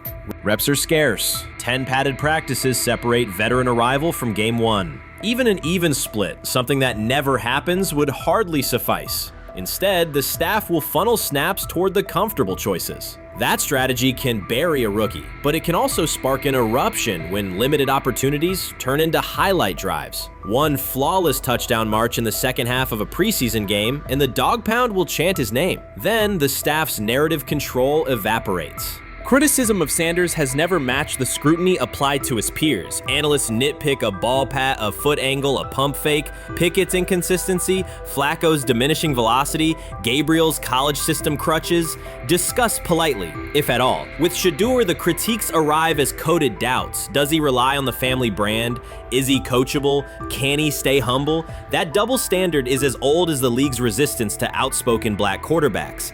Add Dion's unapologetic persona, and each Sanders rep becomes a referendum on establishment comfort levels. Shedeur answers not with rebuttals, but with work. Work captured in silent footage more deafening than any debate show monologue. Quarterback drama masks broader roster cracks. The Browns receiver group is crowded yet unproven. The safety room failed to create turnovers a year ago. Interior defensive linemen are still rehabbing, and the offensive line must retool on the fly. Which quarterback can navigate that turbulence? Flacco's pocket mobility is limited. Pickett's confidence remains fragile. Gabriel is months away from processing NFL disguises. Sanders, forged by perpetual doubt, offers poise under chaos and meticulous preparation, a combination this franchise has lacked since, well, almost forever. Forget politics, depth chart etiquette, and recycled sound bites about developmental timelines. The only metric that counts now is who did the work. Sanders pounding through full gear scripts in late June is not vanity, it's vision. While the league sleeps, he refines his drop steps. While media speculate, he rehearses third down checks. He has already decided what he is. The organization must decide if it can recognize it in time. The preseason will provide the answer. Live bullets, real blitzes, stadium noise. When those throws leave his hand under pressure, no one will discuss ball pats or surnames. They will ask how a quarterback this prepared slipped to round 5. And if the performance matches the preparation, excuses about lack of reps will dissolve. It will be production against perception, and Shedeur Sanders has been producing where no one could see. Ready is the wrong word. He has been ready. Shedeur Sanders did not treat day 4 of Browns training camp as anything other than work. He completed 8 of 11 passes with 3 touchdowns, operating with control and accuracy throughout the red zone periods. The throws were varied, a well-placed ball to rookie Luke Floria that led him across the goal line in stride, a firm throw to Cade McDonald over middle after a quick read, and a tight window completion to Deontay Johnson at the back of the end zone with 2 defenders closing. The sequence showed timing, poise, and placement under pressure. While national attention centered on Joe Flacco's underneath completions and Kenny Pickett's option and rollout periods, Sanders produced scoring plays on schedule. The performance was not the product of broken coverages or end-of-period reps. It came within structured work with defenders in position and the offense executing standard progressions. The accuracy rate, 8 completions on 11 attempts, reflected consistent mechanics and decisions. The operation was steady from huddle to snap to finish. Despite that session, the distribution of first-team snaps did not change. Camp logs indicated that Pickett and Dillon Gabriel continued rotating with the starters, while Sanders remained primarily with the second unit. With the first preseason game approaching, that choice drew more attention from observers who expected productive days to be followed by expanded opportunities. The question surfaced again: what additional evidence is required to evaluate Sanders with the top group? The 3 touchdowns illustrated different aspects of his profile. On the throw to Floria, Sanders used a measured trajectory to lead the receiver away from contact and into the end zone. On the ball to Johnson, he identified leverage, held the safety with his shoulders, and delivered to a precise spot at the back line. On the throw to McDonald, he eliminated the first read, reset, and drove the ball into the window before the hook defender could squeeze it. Each score reflected a particular tool: anticipation, manipulation, and velocity within standard timing. Comparisons to the other quarterbacks were straightforward. Pickett produced 2 touchdowns but placed 1 late ball that exposed a receiver to contact near the goal line. Gabriel accounted for 1 score, with additional gains coming on checkdowns and designed movement. Flacco advanced the ball in short increments without finishing drives during the same period. Sanders converted opportunities into points repeatedly and without turnovers. The rotation, however, remained unchanged. Head coach Kevin Stefanski and the staff continued to allocate first-team work to the same group, describing the process as an open evaluation. In practice, that has meant extended starter reps for Pickett and Gabriel, veteran scripts for Flacco, and second unit periods for Sanders. The disconnect between output and opportunity was notable, particularly given the stated goal of reaching an early decision at quarterback. When asked about the timeline recently, Stefanski said the preference was to decide sooner rather than later, an acknowledgement that the window for assessment is limited as preseason approaches. Speculation about motives is common in such situations. The discussion has included references to front office perspectives and ownership influence. Owner Jimmy Haslam is widely viewed as supportive of drafting Sanders. General manager Andrew Berry is known for prioritizing fit, traits, and process within the roster building model. Stefanski reports to Berry, and the practice plan reflects coaching evaluation within organizational parameters. None of that guarantees any outcome. It does explain why rotations can remain conservative even after strong individual periods. Regardless of internal views, the most useful next step for the evaluation would be a defined set of first-team snaps for Sanders to put comparable tape next to his peers. There was also outside attention on several practice segments from earlier in camp that showed Sanders throwing during lulls to non-receiver personnel, ball attendants, staffers, and assistants, while other quarterbacks were in script with full units. Those clips circulated widely and were interpreted by some as dismissive. Sanders addressed questions about about it by narrowing the focus to preparation, explaining that his responsibility is to be ready for the work assigned and that he has adjusted at every level of competition, from HBCU ball to the Power 5 and now the NFL. The response matched his general approach: acknowledge the situation, maintain routine, and continue to execute when the next period begins. The broader draft day and narrative context remains part of the conversation. Sanders' college resume included efficient production and high completion rates across 2 programs, culminating in national recognition such as the Johnny Unitas Golden Arm Award. His selection in the 5th round was driven by varying evaluations of projection, scheme fit, and development timelines. The result is the current environment. He must present his case within limited windows, then wait for access to the next rung of competition. That does not make the process unfair, it makes it exacting. The best answer, for him and for the staff, is additional, comparable reps and clear tape. Fan reaction after day 4 was direct. Social accounts and comment threads filled with assessments that centered on performance rather than reputation. Sanders produced 3 touchdowns, avoided negative plays, and showed command in the red zone. Supporters pointed to that tape and asked for opportunities with the starters to verify whether the same rhythm carries over with the top receivers and linemen. The message was not about headlines. It was about the logic of evaluation in a compressed calendar. From an operational standpoint, Sanders' day reflected consistent fundamentals. His base was disciplined, his eyes matched his feet, and his timing aligned with route depths. On the Johnson score, he used a subtle shoulder turn to hold the safety before resetting and throwing to the back line. On the McDonald throw, the ball was out on the second hitch, arriving before the defenders could converge. On the Floria play, the arc and placement minimized the hit risk and maximized the run-through. Those are portable traits. They translate across units if the timing with receivers is established through reps. The staff's balancing act is real. They must prepare the presumed week 1 starter with sufficient continuity while also giving developmental players enough exposure to judge ceiling and floor. That tension is present in every camp. The cleanest path through it is to carve out defined first-team sequences for each competitor and evaluate the tape against comparable defenses and situations: high red zone, low red zone, 3rd and medium, and 2-minute. Sanders' performance on day 4 strengthened the case for such an allocation. Context matters off the field as well. Earlier in the offseason, 2 speeding citations, 91 miles per hour in Brunswick and 101 miles per hour in Strongsville, prompted public comment from Barry, who emphasized standards and safety. Sanders accepted responsibility, stated that he learned from the incidents and moved on. In camp, he has kept the focus on football tasks, install retention, cadence management, protection IDs, and post-practice review. He has also continued to build rapport across position groups, including veteran receivers and defensive backs, so that timing and expectations are clear when reps arrive.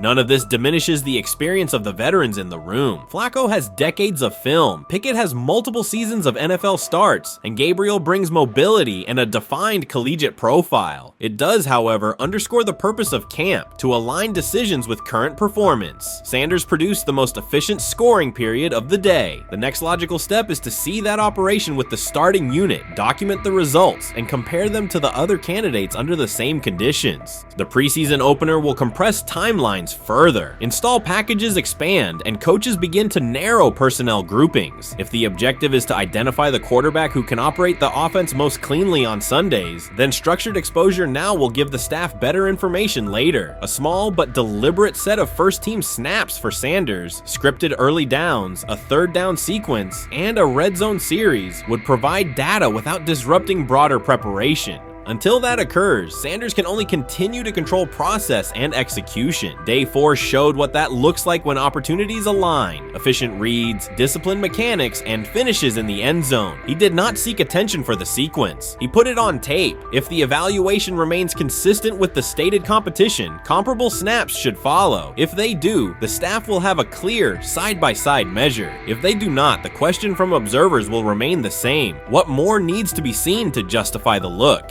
For now, the record from day 4 is clear. 8 completions on 11 attempts, 3 touchdowns, no turnovers, red zone precision, consistent control at the line and in the pocket. Those are tangible outputs. They merit a defined opportunity with the starters as the team moves toward preseason and the decision that follows. Whether or not that opportunity arrives immediately, Sanders has shown the preparation and execution necessary to be evaluated on equal footing. The next step is a matter of allocation, not speculation. Rich Eisen addressed the armchair analysts and online critics head-on. Shedeur Sanders just received his opportunity, and the backlash arrived immediately. Eisen responded with a clear, point-by-point case explaining why the criticism misses the mark. If you thought Shedeur's rise was rapid, Eisen's analysis puts it in proper context. Here's what he laid out on air. Already speaking in Cleveland high schools. Weekend after, flying out immediately to get to work. But his character's terrible, right? You know, and listen, oh, he interviewed bad, you know. According to who? The New York Giants? No offense, Bert. The same New York Giants that gave Daniel Jones a huge contract and let Saquon Barkley out the door. That's the intel we're trusting here? That was for him to celebrate. He just made, I mean, look, he put in work in college.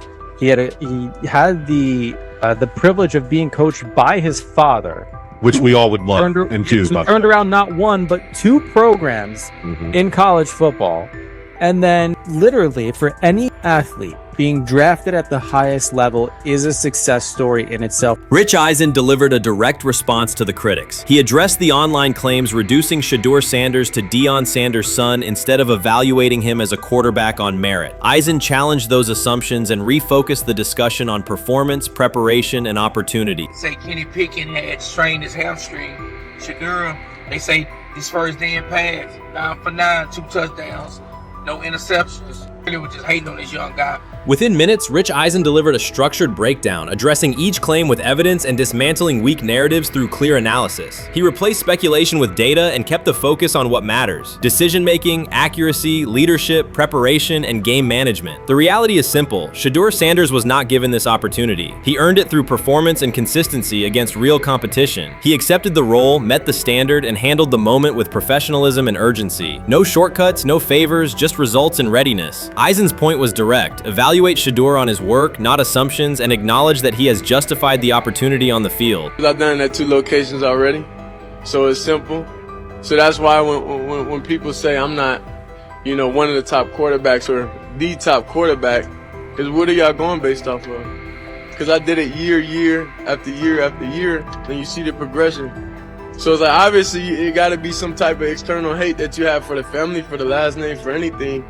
Because I know I proved myself. While many were still debating whether he was NFL ready, Shedeur Sanders stepped onto the practice field and operated like a clear QB1, setting protections, controlling tempo, and executing the plan. The narrative that he is just flash, media attention, or his father's influence does not hold up against his work in installs, progressions, and situational drills. What he showed was composure, efficiency, and command of the offense. He processed quickly, protected the football, and delivered on-time throws, demonstrating preparation and control.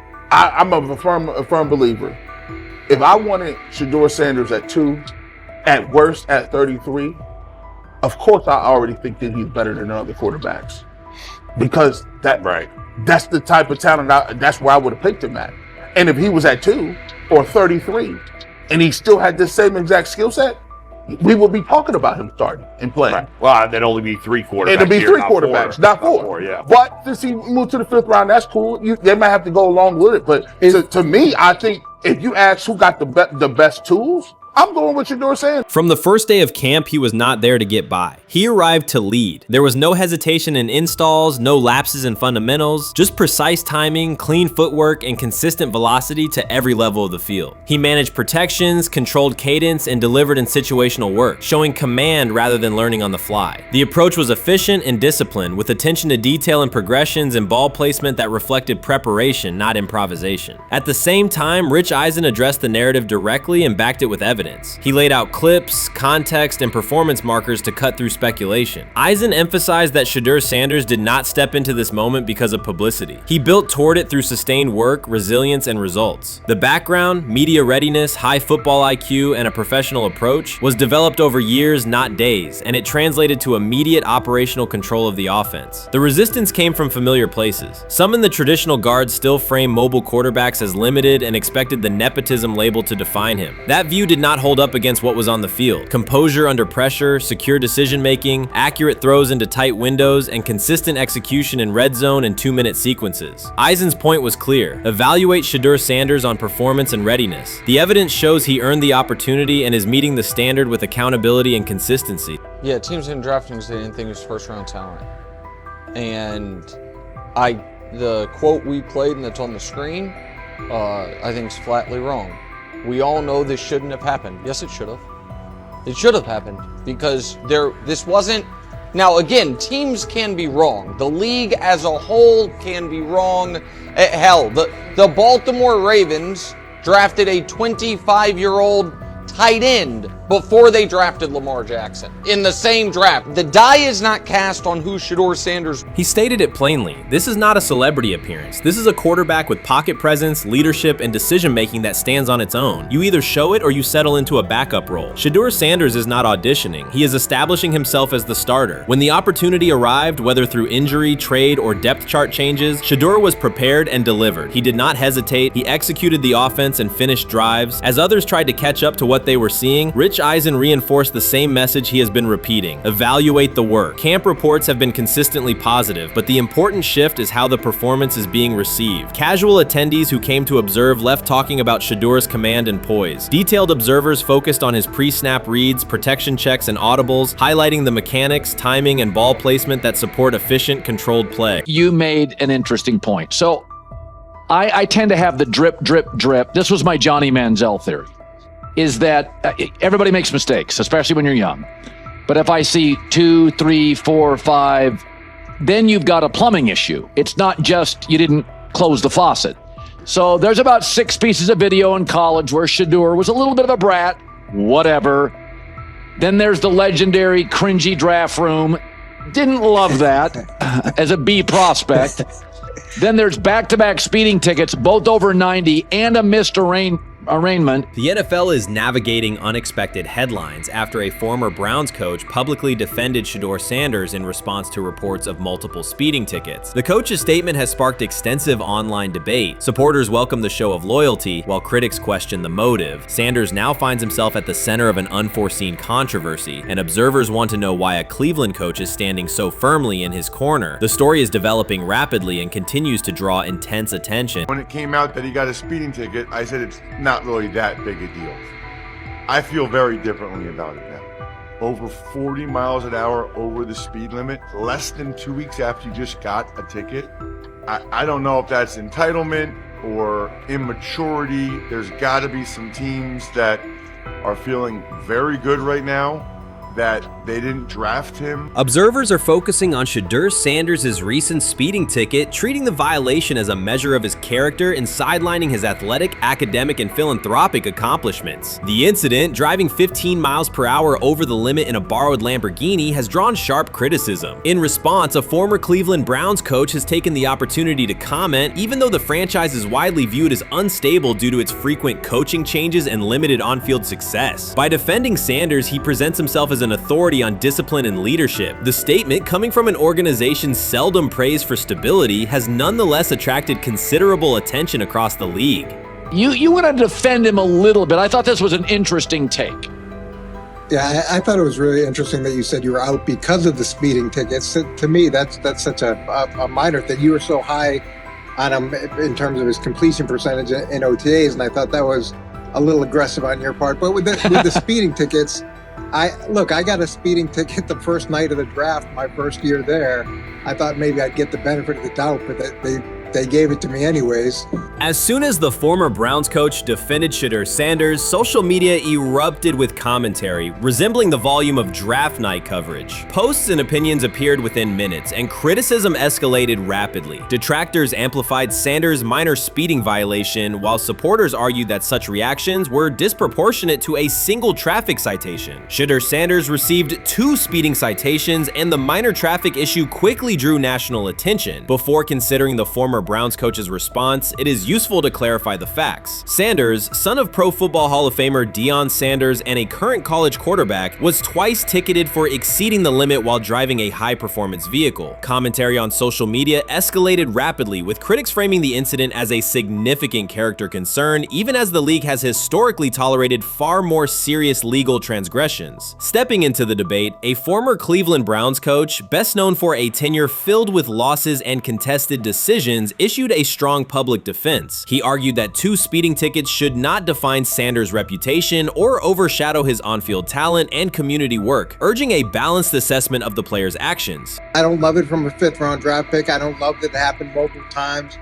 but I do think that this is the first time he's been away from his dad And there's gonna be some growing pains. Now, would I sell my stock on it like you are? Not because of a couple speeding tickets, especially in light of the problems that Brown's quarterback room has had to deal with legally in the last few years. I mean, this is nothing. The debate quickly shifted from 2 speeding citations to broader claims about integrity, growth, and leadership. The former Browns coach framed the infractions as moments for personal development and urged observers to view them in context. Critics responded forcefully. Some called for disciplinary action, others questioned Deion Sanders' parenting, and a few sought to discredit the coach himself, despite his professional record already being widely analyzed across the league. The reaction underscores an apparent inconsistency in public standards. Fans often overlook on-field confrontations, heated sideline arguments, and other significant controversies, yet they treated Sanders' routine traffic offenses, speeding without evidence of reckless endangerment, as indicators of serious character flaws. If such minor violations were adopted as the primary measure of morality in professional football, many players would face similar criticism. Sports media amplified the story almost immediately. Television panels dissected Shedeur Sanders' decision-making, treating 2 speeding tickets as indicators of deeper character concerns. Networks aired detailed segments under banners such as red flags and road rage, repeatedly questioning whether the citations might affect his draft evaluation. Although Sanders is already regarded as a first-round prospect, analysts emphasize that NFL teams value discipline and legal awareness when forming final assessments. Many commentators overlook the fact that other high-profile players have faced more serious offenses without similar scrutiny. Throughout the coverage, the former Browns coach defended Sanders, portraying him as a talented quarterback subjected to disproportionate criticism in a culture that expects near-perfect conduct. His argument was thorough and methodical, asserting that the traffic violations should not overshadow Sanders' skills, work ethic, or future potential. Commentators point out that the coach's intervention was not entirely selfless. He recognized the publicity potential. One day he was an overlooked figure from a struggling Browns era, the next he was a trending name across sports media. The discussion quickly expanded beyond Sanders' speeding citations to questions of image management and narrative control. Critics demanded disciplinary measures, public apologies, team sanctions, and formal statements, yet their objections seemed directed less at the traffic infractions themselves and more at Sanders' high profile, confidence, and resistance to traditional expectations. In practical terms, Sanders' brand remains intact. The coach secures renewed relevance, and the episode supplies another headline in the ongoing story of modern football. The next time Sanders is seen in a high-performance car, the debate will likely reignite, focused not on speed limits, but on the broader culture of the league. Meanwhile, new voices continue to join the conversation. Broadcaster Colin Cowherd has already weighed in, offering his own reassessment of the incident and its broader implications. Breaking news, Shedeur Sanders last night was pulled over going 100 miles per hour. All right, he clocked 101, 41 miles an hour over the speed limit in Cleveland. He will have the opportunity to fight the ticket in court. Now, I'm not exactly sure where he was pulled over, whether or not that it was in Ohio or whether or not that it was in his home state. But typically when you're going 40 over, that's flirting with the line of reckless driving. Folks, I gotta tell you, I don't understand what it is with these young men driving at absurd speed. Colin Cowherd's view of Shedeur Sanders shifted abruptly. Days after praising the quarterback's poise and skill, he appeared on air to declare that Sanders is overhyped, unfocused, and distracted by celebrity. The reversal was immediate, without any gradual reconsideration. Cowherd now frames Sanders' 2 speeding tickets as evidence of poor judgment, even though he has defended other quarterbacks facing far more serious off-field issues. The sudden, wholesale withdrawal of support leaves viewers questioning the consistency of Cowherd's criteria and illustrates how quickly media narratives can change when minor incidents receive outsized attention. This is okay. Okay. The how much of this is? I mean, Jimmy Haslam has his hands all over Manziel, has his hands all over Deshaun Watson. Admitted it, man enough to admit it. I saw the reaction in the draft room when they took Shedeur Sanders. Pretty obvious it wasn't the coach and the GM's pick. How much is this? This team has 8 last place finishes in 13 years owning it. How much of this is we don't have a very good owner here like Washington, D.C. and the Commanders? Yeah, I didn't love the owner stepping in and saying, you got to take this guy in the 5th round. And I doubt they'll ever admit to it. While Colin Cowherd urged teams to move on from Shedeur Sanders, former Browns coach Eric Mangini offered a more measured response. Mangini, whose tenure in Cleveland was marked by mixed results, used his platform to provide context rather than condemnation. Instead of sensationalizing the speeding violations, he encouraged viewers to consider Sanders' circumstances. A 21-year-old quarterback whose life is scrutinized both on and off the field. Mangini acknowledged that the tickets were mistakes, but emphasized that they do not by themselves define Sanders' character or future. He noted the extraordinary attention athletes received today, combining the responsibilities of quarterback, public figure, and social media presence. Under such pressure, missteps are magnified, and criticism multiplies quickly. Mangini concluded that any evaluation of Sanders should weigh the totality of his behavior, performance, and growth, rather than isolate 2 traffic citations as decisive evidence of poor judgment. So the Shedeur Sanders, I want to talk about this. So here's a prime example. Shedeur Sanders, they had 3-day mini camp for the Cleveland Browns. And now Jimmy Haslam actually has some money. The Bengals owners and the Rooneys are near the bottom of the league in net worth.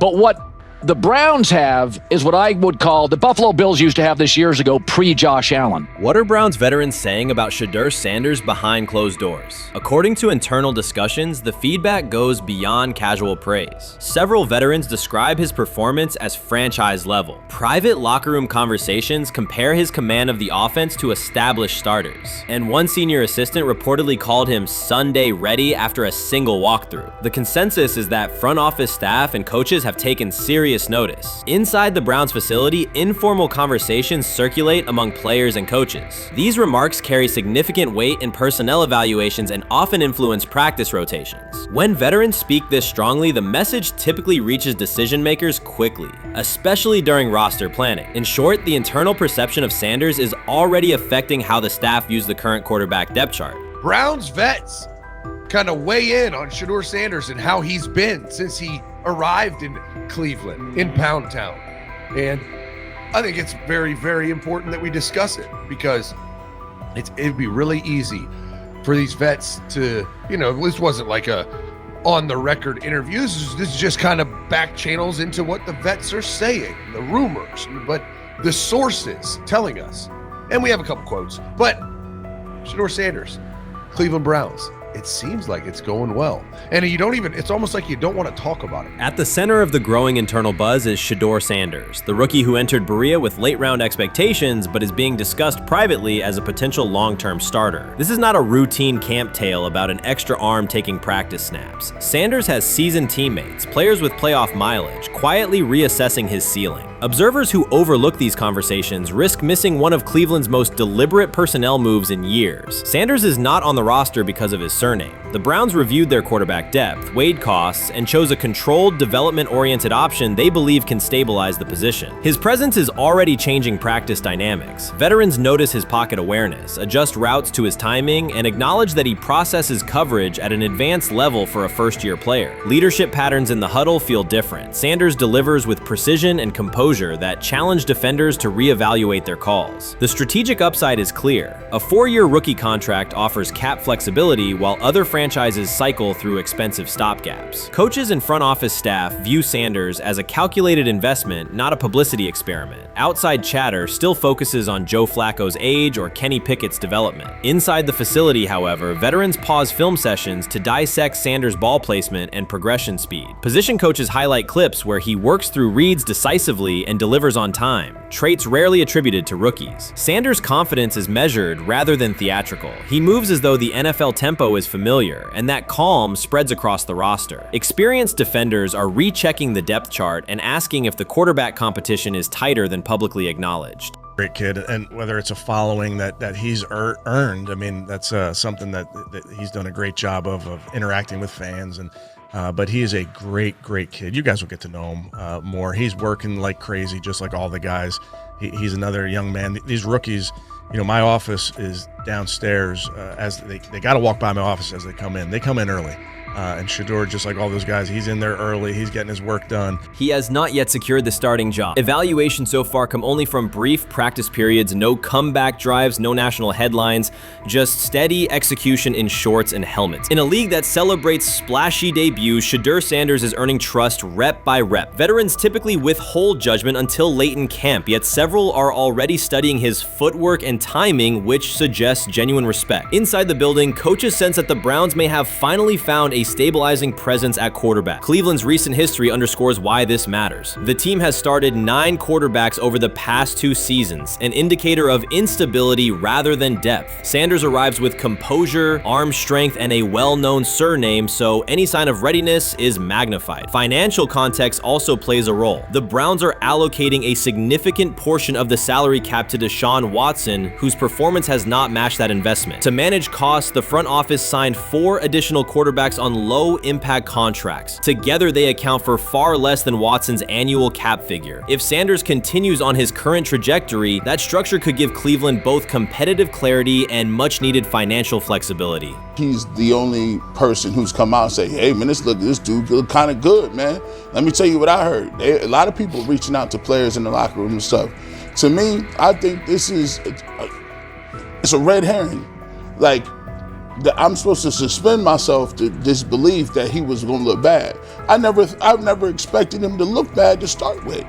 The 5th round quarterback stuff, that's involving perceptions, pre-draft analysis, and other teams. Cleveland's veterans have endured every kind of quarterback turmoil, poor reads, major injuries, shaken confidence, and sideline disputes. When a young quarterback like Shedeur Sanders steps in and appears composed rather than overwhelmed, people notice. The attention comes not just from coaches and reporters, but from the linemen and defensive leaders who have watched previous backups struggle. They are not exchanging doubts, they are sharing nods of approval. Sanders demonstrates instinctive pocket awareness, reliable accuracy, and steady poise, qualities that quickly circulate through team conversations. After years of instability under center, the Browns need someone who can remain calm and effective deep into the season. Although expectations have fallen over time, genuine interest is growing. Praise is coming from teammates who rarely commend anyone unless his performance demands it. Watson says he has been mentoring Shedeur Sanders at the quarterback position. The biggest failure in the NFL is now mentoring quarterbacks. The most overpaid underdeliverer at the position is now mentoring 2 rookie QBs and a Super Bowl champ. So what exactly are you mentoring him at? You have had 24 civil lawsuits that you paid off to go away. And when you play, you are as ass as those massage therapists are, apparently. Shedeur Sanders is also a show. It's all about him. It's all about anything else. If you don't see that by now, then you're just blinded. Cleveland's second most talked about player has yet to take a professional snap, and it isn't Deshaun Watson. Rookie quarterback Shedeur Sanders has already captured the locker room's attention and the fan base's enthusiasm, creating a visible shift in the team's internal dynamics. Watson, once the uncontested focal point, now shares the spotlight with a newcomer who has only practiced in shorts. The Browns are experiencing a rapid, unforeseen change in popularity within their roster. Four-man competition. It's not. It's 2 guys versus 2 guys. It's the 2 older guys to be the starter. Yeah. It's the 2 younger guys to position themselves however it may be and show little improvement every single day, right? So, of all the things I'm watching the first 5 when they break a session, the first 5 with the veterans, with the ones. Who's in there, where are they going? The ball's going to Jerry Judy, right? Flacco's no dummy, lasts as long as he has, right? He can really whiz it. But as we go on, I want to watch these guys because they probably just got plays installed Tuesday, and they're out there running them Wednesday. Shedeur Sanders arrived in Cleveland and immediately commanded attention. The rookie has yet to take a preseason snap, yet the energy around him inside the building and across social media eclipses what many veterans receive in an entire season. Fan enthusiasm is so strong that Deshaun Watson's jerseys are already drifting toward the clearance rack at the team store. In a matter of days, Sanders has become the roster's second most popular figure, while Watson watches his once secure QB1 status and public approval shrink by the hour. Shedeur or Deshaun? Who do you want as your quarterback next year? Honestly, Shedeur. I love Deshaun though. Like, I don't understand all the hate for Deshaun. You get hurt and you get booed, bro. That's foul. That might be the foulest I ever seen. The Browns' social media staff posted a single candid photo of rookie quarterback Shedeur Sanders releasing a warm-up throw, and the response was immediate and overwhelming. Fans saturated timelines with edits of themselves alongside him, while Deshaun Watson's routine practice reps drew comparatively little notice. Although an official Sanders jersey has not been released, unauthorized versions are already moving at a pace that exceeds merchandise sales for several other AFC North teams. The surge in interest marks one of the most intense fan reactions Cleveland has experienced in recent memory. The excitement surrounding Shedeur also triggers a wave of criticism. Veteran analysts, anchored in a 1980s mindset, question whether his style will translate into lasting success. They focus on his NIL earnings, social media presence, and visible confidence, arguing that the image overshadows substance. To them, outward self-assurance appears to be a distraction rather than a competitive asset. Even a simple smile or brief display of personality is cited as evidence that he lacks the measured discipline they expect from a starting quarterback. Critics claim Shedeur Sanders is notable only because of his father, overlooking the performance he delivered at Colorado. Many of those same observers ignored the Buffaloes until Deion Sanders made national headlines, yet they now question whether his son has earned the attention. They want rookies to keep quiet, carry clipboards, and wait 2 seasons before challenging for a starting role. Sanders is disregarding that script from the moment he arrived. His presence has already turned Cleveland's quarterback discussion into a genuine two-man competition before a single preseason snap. Deshaun Watson maintains publicly that the situation does not concern him, but it is hard to believe the pressure is not real. A fully guaranteed contract protects his paycheck, not his standing in the locker room. Sanders, meanwhile, is translating charisma and early momentum into tangible influence with teammates, coaches, and fans, reshaping expectations for who will lead the Browns on opening day. I'm a firm believer. If I wanted Shedeur Sanders at 2, at worst at 33, of course I already think that he's better than other quarterbacks. Because that's the type of talent, that's where I would have picked him at.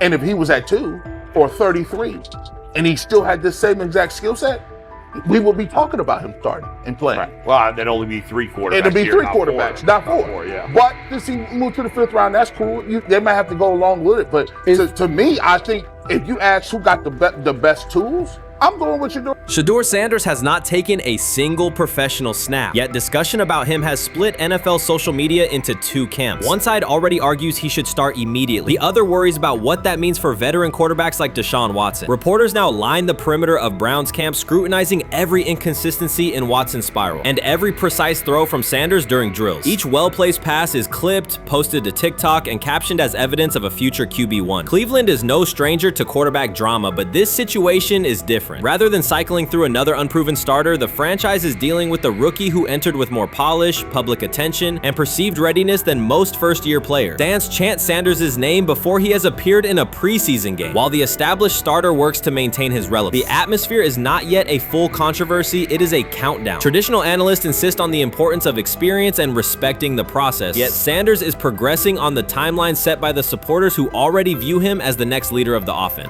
Chris Carter's televised assessment of Shedeur Sanders triggered immediate pushback from Cleveland fans, local media, and even several Browns veterans. Carter dismissed Sanders, a 5th-round pick, as unprepared to start and framed the growing interest around him as purely a byproduct of surname recognition. Since that segment aired, practice reports have told a very different story. Observers inside the Browns facility describe a rookie quarterback who is closing the gap on Kenny Pickett and Dillon Gabriel with surprising speed. Sanders first turned heads in rookie minicamp by directing the huddle with a calm that belied his inexperience. Position coaches reported that he rarely repeated mental errors during installation periods, a trait they rank highly when grading young quarterbacks. In organized team activities, he showed consistent timing on intermediate routes, kept turnover numbers low in 7-on-7 periods, and demonstrated early command of Kevin Stefanski's protection calls. That steady execution earned him a handful of first-team snaps, reps that would ordinarily have belonged to Pickett by default. By mandatory minicamp, the rotation had shifted again. Practice notes from beat reporters detail the rise in Sanders' workload each day. Red zone series against the starting defense, 2-minute drills, and full field scrimmage possessions in which he checked out of called plays when fronts dictated it. Mary Kay Cabot, initially skeptical Sanders would challenge for game day snaps in 2025, wrote after consecutive sessions in mid-June that his footwork, release speed, and pocket management had, quote, meaningfully tightened since rookie camp. Her tone marked a clear departure from early spring projections that labeled Sanders a long-term developmental project. The broader quarterback context in Cleveland magnifies that progress. Deshaun Watson's availability and form remain uncertain after 2 injury-interrupted seasons, while Pickett's transition from Pittsburgh has been uneven. Dillon Gabriel's arm strength is evident, but coaches continue to stress hesitation in his full-field reads. Against that backdrop, Sanders' quick decision-making and mechanical efficiency have begun to look less like a pleasant surprise and more like the roster's most reliable short-term plan. Inside the locker room, acceptance has followed performance. Wide receivers cite Sanders' ball placement on outbreaking routes, noting that the ball routinely arrives on the upfield shoulder, a small but essential detail that allows for yards after the catch. Offensive linemen appreciate his pocket awareness. Joel Bitonio remarked privately that Sanders slides up instead of bailing when edge pressure flashes. Defensive backs say his eye discipline forces them to hold coverage longer than they expected against a rookie. Such cross-positional respect develops only when day-to-day tape shows tangible improvement. The reaction to Carter's critique highlights a recurring double standard applied to young black quarterbacks. Traits celebrated as swagger or confidence in other players were labeled arrogance when associated with Sanders, yet the quarterback himself has not responded publicly. There have been no subtle social media jabs, no mention of critics and interviews, only repeated references to competing for every rep and learning from veterans. That measured approach, combined with hard evidence from practice, has softened earlier doubts among coaches who prioritize demeanor as much as arm talent. Within the coaching staff, the discussion now centers on readiness thresholds. Stefanski's scheme relies heavily on quick rhythm throws, defined reads, and disciplined pocket movement. Those requirements align with Sanders' strengths: a compact release, willingness to target the middle of the field, and instinctive timing on RPO concepts carried over from his college tape. Staffers reviewing cut-ups from joint practices note that his internal clock already approximates NFL speed, a metric they did not expect to see until mid-season at best. If that trajectory continues through preseason games, the Browns face a consequential decision. Starting a 5th-round rookie 6 weeks after training camp opens would unsettle salary cap assumptions, depth chart politics, and external perceptions of organizational stability. Yet the internal mandate remains clear: the most prepared quarterback will play. That standard places Sanders in genuine contention because every practice metric used to grade readiness, turnover ratio, red zone efficiency, third down conversion rate has trended in his favor since early June. The organizational stakes are considerable. Cleveland has cycled through starting quarterbacks at a startling pace over the past decade, shifting from first-round investments like Baker Mayfield to high-cost gambles such as Watson,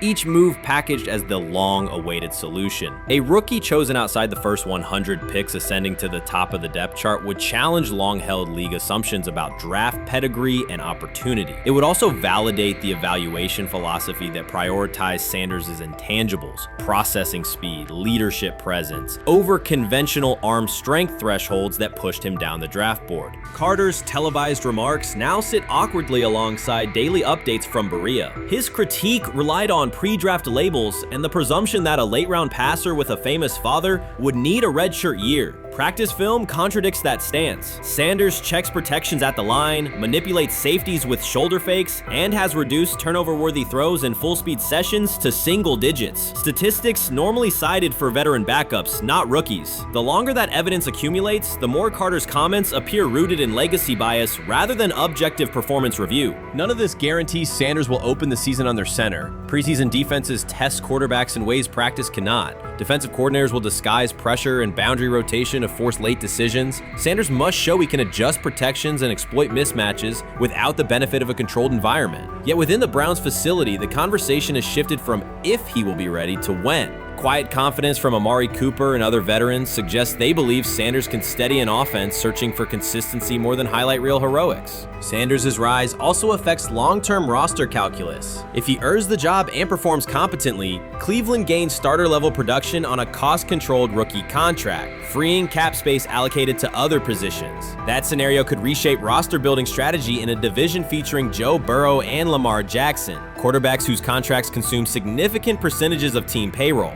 A capable, low-cost starter would allow the Browns to reinforce their offensive line and secondary while retaining core veterans, a competitive advantage few teams enjoy. For now, the focal point remains daily improvement. Sanders continues to arrive before sunrise, reviewing the previous day's install with the quarterback coach, then staying after practice to throw on-air routes with receivers low on the depth chart. Coaches track those habits closely because consistent routine underpins performance when adversity strikes in live games. Each incremental gain strengthens the argument that readiness depends on preparation and aptitude, not draft slot. Carter's segment reminded the league how quickly assessments can become outdated when they lean on perception over evidence. Sanders' steady climb up the depth chart underscores the counterpoint. In the NFL, tape is the final arbiter. Should Sanders translate practice efficiency to preseason success? The Browns may discover that the solution to their long-standing quarterback riddle arrived quietly in the 5th round, carrying little more than confidence and a willingness to work. The 2025 NFL Draft was expected to be Shedeur Sanders' moment. Many projected him as a top 10 talent and a headline quarterback in one of the most discussed college football storylines in years. Instead of walking across the stage on the first night, he waited through 3 days without a call. There was no celebration, only silence. When the phone finally rang at pick no. 144 in the 5th round, it was the Cleveland Browns. With that selection, the financial outlook changed dramatically. The Sanders family believes this was not a typical draft slide, but the result of coordinated action. They are pursuing a $100 million lawsuit alleging collusion across parts of the league. In the months before the draft, Sanders was consistently discussed among the top quarterbacks in the class. Television and digital analysts praised his poise, accuracy, leadership, and command. Scouts highlighted a 74.1% completion rate, record-setting stretches at Colorado, and his rise from an HBCU star to a national figure. Consensus expectations placed him in the 1st round or early 2nd. Draft night unfolded differently. As picks accumulated, there was little indication that his name would be called. The atmosphere at his private gathering shifted from anticipation to doubt. When the Browns selected him late on day 3, projections for his first contract dropped from an estimated range in the mid-$30 million to approximately $4.6 million, with corresponding reductions in likely endorsements and long-term positioning. According to Deion Sanders and others close to the family, this was not about performance, injury, or conduct. They argue it was coordinated. Attorneys were contacted immediately. The allegation is straightforward. Sanders' value was suppressed intentionally. The family's position is that this was a calculated decision within parts of the league, not an isolated set of evaluations. The legal claims focus on communications that, if authenticated, could be significant. Internal emails, text messages, and owner-to-owner conversations. The family's representatives contend that these materials show a deliberate effort to avoid drafting Sanders in early rounds based on perceived image concerns rather than football merit. One message reportedly under review framed the decision in branding terms. Drafting Shedeur would mean inheriting the Prime brand. The complaint asserts that this view led some teams to discourage others from selecting him unless necessary, not for film-based reasons, but to avoid perceived attention and external pressure tied to his family's profile. A related thread involves speculation about team fit and willingness to play for certain franchises. Past public comments by Deion Sanders were interpreted by some as signals of an Eli Manning scenario. The family's view is that these were strategic statements, not ultimatums. They argue that rather than engage in discussion, teams chose a passive approach, no direct rebuttal, reduced contact, and a collective reluctance to invest a premium pick. If phone records and written communications corroborate coordination, these items could become central exhibits. Media tone shifted as the draft neared. Coverage that had emphasized production and leadership began highlighting intangibles, interviews, and perceived coachability. Anonymous sourcing appeared in multiple outlets, with claims that Sanders skipped combine drills out of arrogance, bristled at film critique, or told one club, "Maybe I'm not the guy for you," after a tense session. A widely cited line, "Nobody wants a celebrity backup quarterback," was voiced by Colin Cowherd and circulated as shorthand for risk. The Sanders legal position is that these narratives did not arise organically, but reflected a coordinated leak pattern that undermined his market value. The family's contention is that this was primarily about control and compliance rather than football ability. They point out that Sanders did not fail a drug test, was not suspended, and did not produce poor athletic testing. His college resume included elite stretches and significant program elevation at 2 stops. The legal claim asserts that the league's power structure resisted a high-profile player aligned with a high-profile parent coach and an independent media presence. The allegation is that teams sought to avoid the perceived complexity that would come with selecting him early. The financial impact is a core component of the damages claim. Had Sanders been selected late first or early second round, projected 4-year compensation would likely have fallen between $30 to $35 million, with immediate access to higher tier endorsement opportunities and the brand leverage that accompanies a franchise quarterback designation. As a 5th round pick, the initial contract value is a fraction of that total, and associated off-field opportunities are typically narrower. The suit reportedly seeks not only lost salary, but also the broader economic value linked to draft position, sponsorships, licensing, and the visibility that accelerates an early career trajectory. The filing's scope, as described by sources close to the family, extends beyond the league office. It may involve media outlets, scouting firms, and specific executives if discovery shows coordination or materially false statements that affected value. The argument is that the draft slide harmed not only Shedeur, but also the broader Sanders brand, affecting perceptions of Deion Sanders as a recruiter, coach, and public figure. The family's view is that narrative construction around brand risk and celebrity backup produced a measurable economic and reputational loss. If a court authorizes discovery, the process would likely compel emails, internal draft notes, and message archives from teams and third-party intermediaries. Subpoenas could be served on media organizations for sourcing records related to anonymous quotes. That level of transparency would be unusual and could reveal how information flows during pre-draft periods. The legal theory moves beyond a single player's evaluation to the draft's integrity, whether owners or executives acted in concert to reduce a prospect's value for reasons unrelated to football performance. The league has not publicly addressed these specific allegations. Background comments from executives characterize the claims as overreach. The family's camp maintains they have documentation sufficient to proceed. The comparison points referenced by observers include Deflategate, Spygate, and the Colin Kaepernick grievance, not because the facts are the same, but because of the potential scope, policies, practices, and the balance of power between the league and individuals challenging its processes. Another dimension of the dispute involves how the NFL perceives Deion Sanders, Coach Prime, and the autonomy he promotes. He built a large media footprint around his programs at Jackson State and Colorado, elevated his players' profiles, and spoke openly about fit and leverage. The family contends that this visibility, combined with statements about preferred destinations, triggered resistance. The complaint frames the response as a preference for compliance and predictability over independent branding and public negotiation.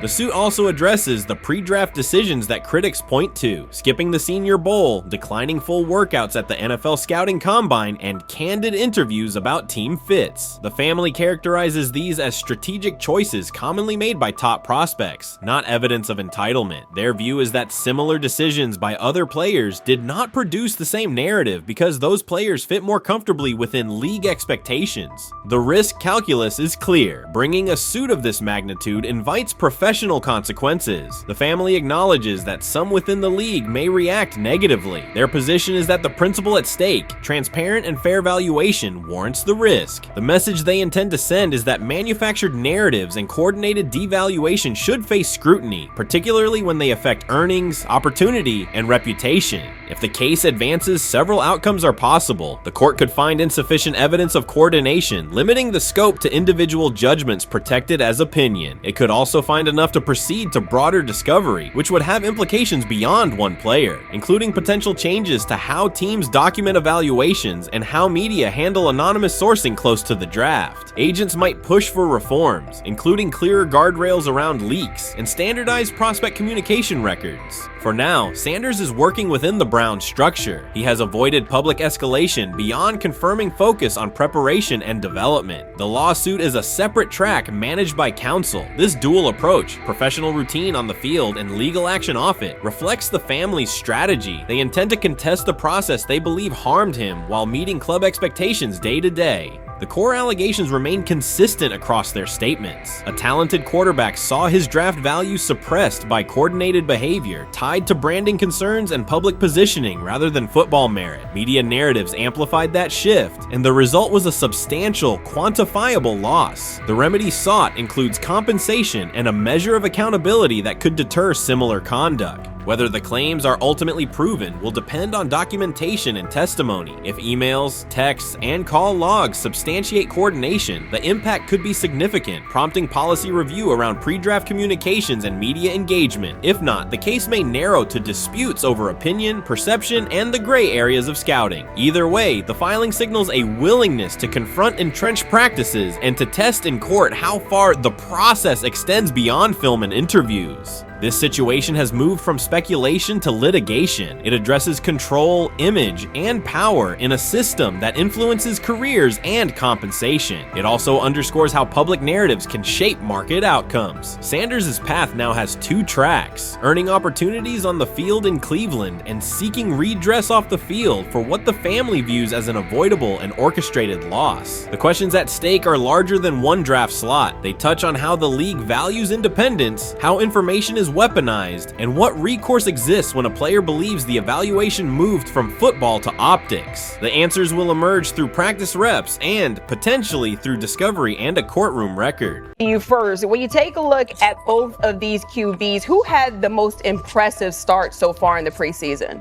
Well, to me, it was Shedeur. I didn't see any interceptions when he was out there. Didn't see anything like that. I mean, don't get me wrong. I don't think Dillon Gabriel did a bad job. I was impressed with the brother, but I'm going to go with Shedeur. You know, the pressure was on him. The spotlight was on him. Stephen A. Smith didn't just call out Dillon Gabriel. He held him accountable and made him rethink his comments. The moment Dillon Gabriel spoke and went after Shedeur Sanders, it wasn't a minor slip. He crossed the line and stepped directly into Stephen A. Smith's wheelhouse. And Smith answered with a clear, direct response that left no room for misinterpretation. The comparisons were emanating from the media more so than anybody else. And that's what I think, that's exactly who I think he was directing his comments towards. Having said that, Dillon Gabriel, respectfully, it was stupid. A very dumb comment to make. First of all, let me tell you something right now. In every walk of life, far beyond the parameters of a football field. This wasn't casual sports commentary, it was a decisive critique. Dillon Gabriel's comments were taken apart by Stephen A. Smith with clear, direct points. Gabriel, a quarterback with solid stats but limited top-level achievements, chose to take a public shot at Shedeur Sanders. Shedeur, who has handled sustained media scrutiny and on-field expectations, became the target of an unnecessary criticism. Smith responded by challenging Gabriel's standing to make that claim, and by defending Sanders on the facts. The outcome was clear. Gabriel overreached, and Sanders didn't deserve the hit. Dan Orlovsky would sit up here in comparison to Shedeur Sanders, who did no such thing, and say, hey, thought he looked better. I thought, I got to give him the edge here. I thought it wasn't bad. A pick six and a fumble, and we can get over fumbles. Have you heard anybody say that? I know it's possible. Have you ever heard anybody say, we can get over? Stephen A. Smith responded immediately. As soon as Dillon Gabriel made his comments about Shedeur Sanders, Smith delivered a clear, point-by-point critique that drew national attention across the NCAA media cycle. Dillon Gabriel has a reputation as a good quarterback, not a dominant one. He can post strong numbers against opponents like Tulsa, but his performance has been inconsistent when the stakes in competition rise to playoff level. Well, those who produce get treated differently than those who don't. What he said echoes the mentality of all of America practically, and most certainly the world, as we see things being globalized more and more every day. It was a stupid, idiotic, immature comment, because clearly you were feeling the heat because a lot of people was talking about how Shedeur should be QB. Dillon Gabriel is a capable quarterback, but not a standout. Even so, he chose to talk down to Shedeur Sanders, a quarterback who has navigated constant scrutiny and pressure and still represents the future of a program that was struggling before he arrived. The comparison was weak. The criticism was unnecessary. Stephen A. Smith recognized that and dismantled Gabriel's argument with a clear, direct response. How the Browns react to this, how the locker room reacts to this, how Shedeur reacts to this, because it was a clear shot at Shedeur. But let's say Dillon Gabriel's talking about the media. How could you be a brand new quarterback in the NFL And the first time you get behind a mic after your first game, you throw the media under the bus. That's out of arrogance. Stephen A. Smith excels in moments like this. When Dillon Gabriel made his remarks about Shedeur Sanders, Smith responded with a focused, direct critique. He questioned Gabriel's standing to make that claim, noting that Gabriel has transferred between programs and has not been a Heisman finalist. Without theatrics, Smith laid out why Gabriel's resume doesn't justify taking public shots at Sanders. Smith's point was clear. Targeting Shedeur Sanders, a quarterback central to his program's future and consistently under intense scrutiny, was misplaced. Gabriel's criticism lacked the substance to support it, and Smith methodically showed why. Today on his 42nd. I want you to be meaner. Birthday. That's number one.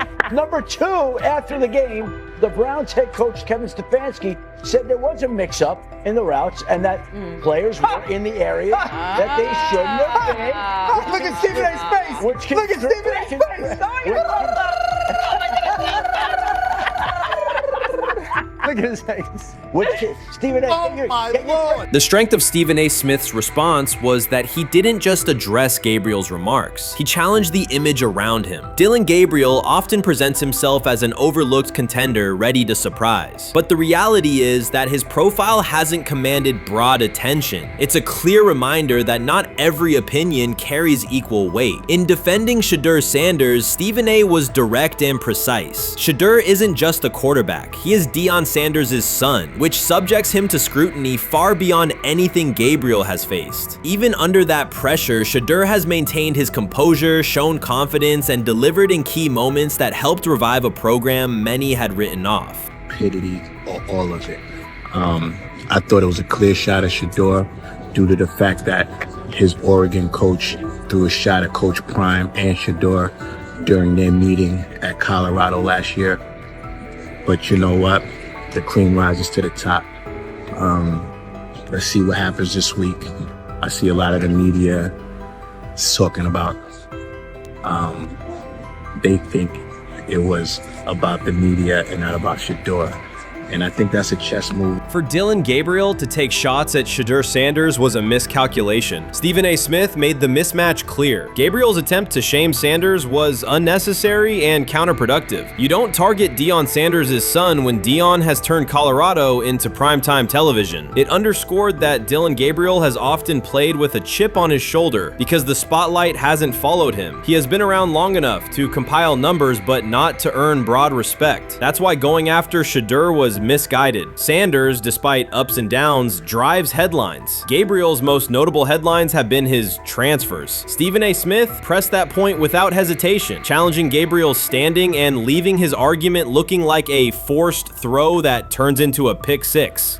You know what? Still needs to thank me a little bit more for that restaurant I treated him and his family to because it was big time. And stop embarrassing me by going places and trying to use coupons. That's how pathetic he is. The point is that yeah, a pick six and a fumble is usually considered a bad day. Stephen A. Smith didn't need to raise his voice to make the point. He presented Dillon Gabriel as a player whose talk outpaces his resume and defended Shedeur Sanders with clear comparisons. That's why he called Gabriel out so directly. The comparison wasn't just unfair, it was forced. Now look at Gabriel's record. The numbers are solid and he can win against average defenses, but the resume lacks defining markers. There's no sustained Heisman contention, no late season surge that reshaped the national picture, and no postseason moment that cements a legacy. The track record reflects steady production, not top-tier impact. That's the gap Smith underscored. Gabriel's criticism of Shedeur Sanders wasn't supported by what he has accomplished, while Sanders continues to carry a program under constant scrutiny. Let's see some of them step up and make some plays out there. Ain't no way. Gabriel ain't no way. He's not built like that. No way.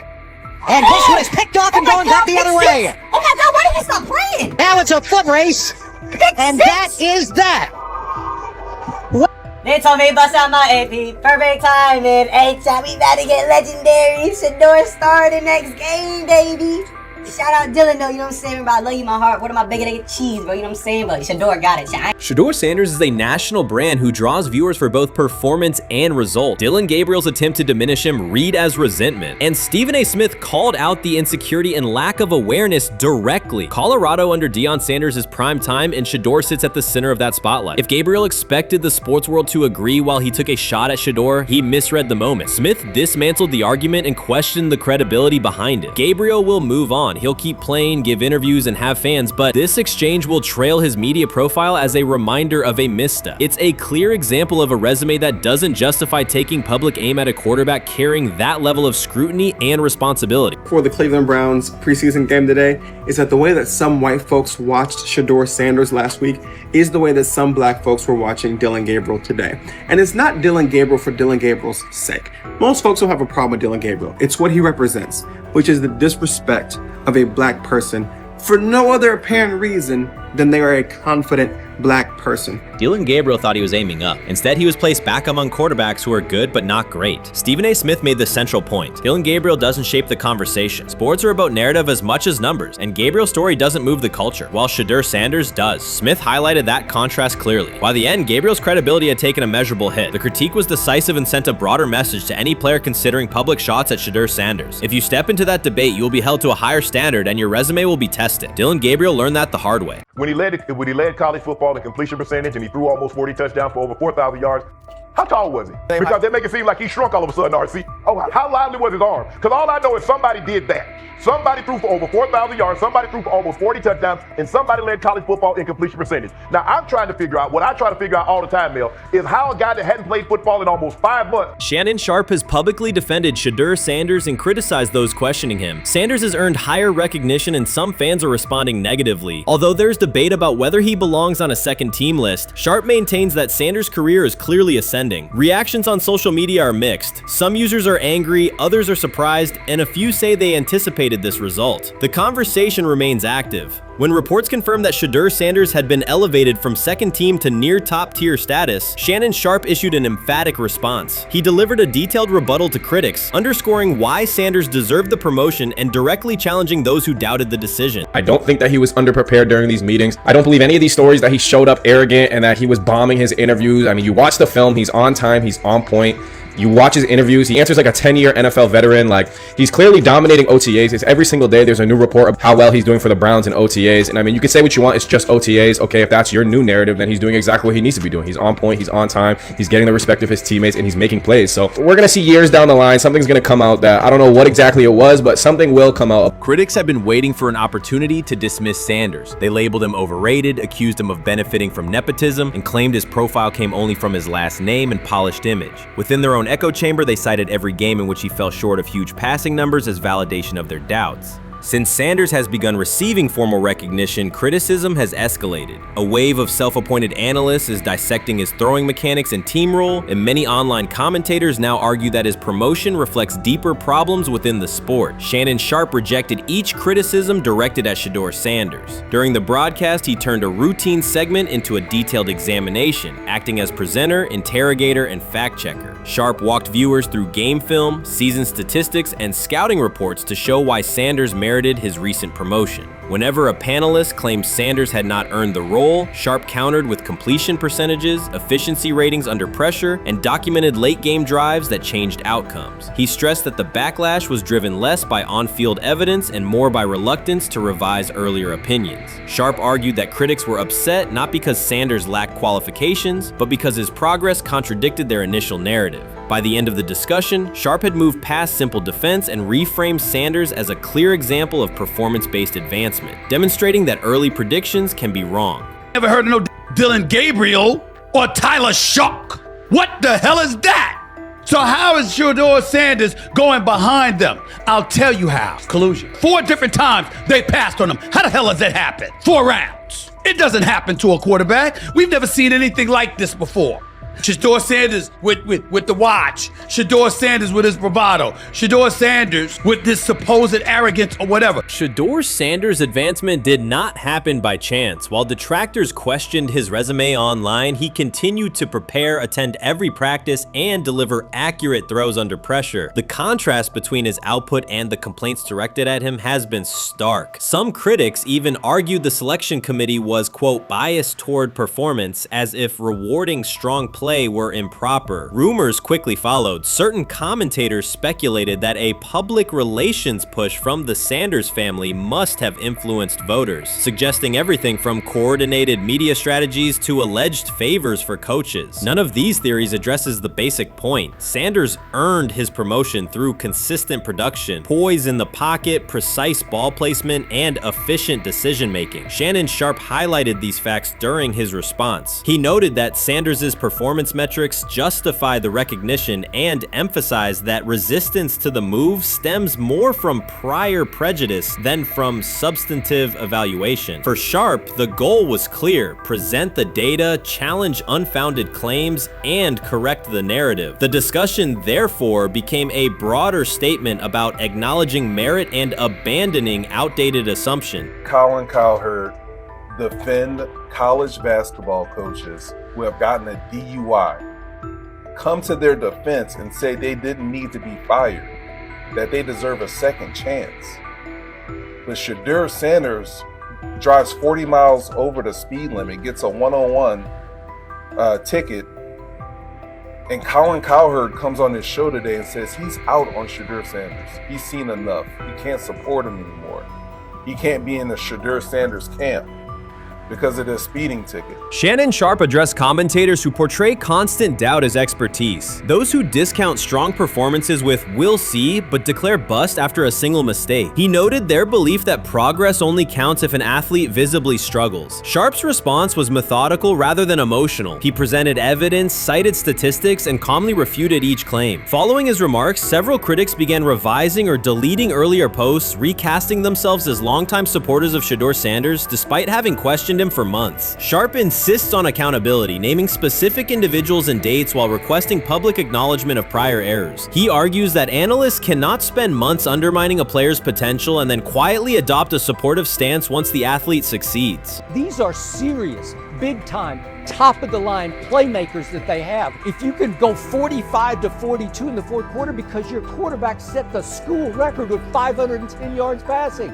He was flawless. Shedeur is big time. I didn't know for sure, will it translate to the next level of competition? Yes, it might translate to the next level of competition as he can play. Critics who once claimed Shedeur Sanders was unprepared now hesitate to acknowledge their mistake. They resist retracting earlier comments and struggle to accept that an athlete can succeed without their approval. Sanders continues to share practice clips and game highlights without engaging the debate, while Shannon Sharpe documents every dismissive remark, ready to revisit them on national television. The disapproval did not slow Sanders. It underscored his progress and exposed the gap between perception and performance. As a result, the conversation has shifted. Analysts who doubted him now describe him as undervalued and publish detailed evaluations of his mechanics and game management, suggesting long-standing familiarity with his career. In a matter of weeks, critics have recast themselves as advocates, demonstrating how quickly opinion can change when consistent results leave little room for doubt. Shannon Sharpe signaled that his commentary is not over. He considers Sanders' advancement a positive outcome for every athlete who has been overlooked or criticized for having confidence. Sharpe stressed that analysts do not have the authority to determine who deserves recognition based on personal preference. The reaction to Sanders' promotion, he argued, revealed how quickly opinions can shift once results are undeniable. Sharpe pointed out that many vocal critics became quiet when confronted with objective performance data. This exchange, Sharpe insisted, reached beyond defending a single quarterback. It challenged the practice of dismissing achievements that do not fit familiar narratives. He reminded viewers that success does not require external approval and that consistent talent will surface despite online commentary intended to minimize it. While critics reconsider their positions, Sharpe remains steady, assigning credit to the athlete and allowing the scoreboard to confirm the argument. In his view, the statistics speak clearly enough. Sharpe also emphasized that the intensity of the backlash must be placed in context. College football is a volatile environment where unexpected outcomes are common. Therefore, declaring failure based on incomplete evidence only weakens the credibility of sports analysis. The discussion underscored the need for measured evaluation rather than reactive judgment. Dak Jackson Yeah. and him and everybody else that we Yes, talked to have agreed. said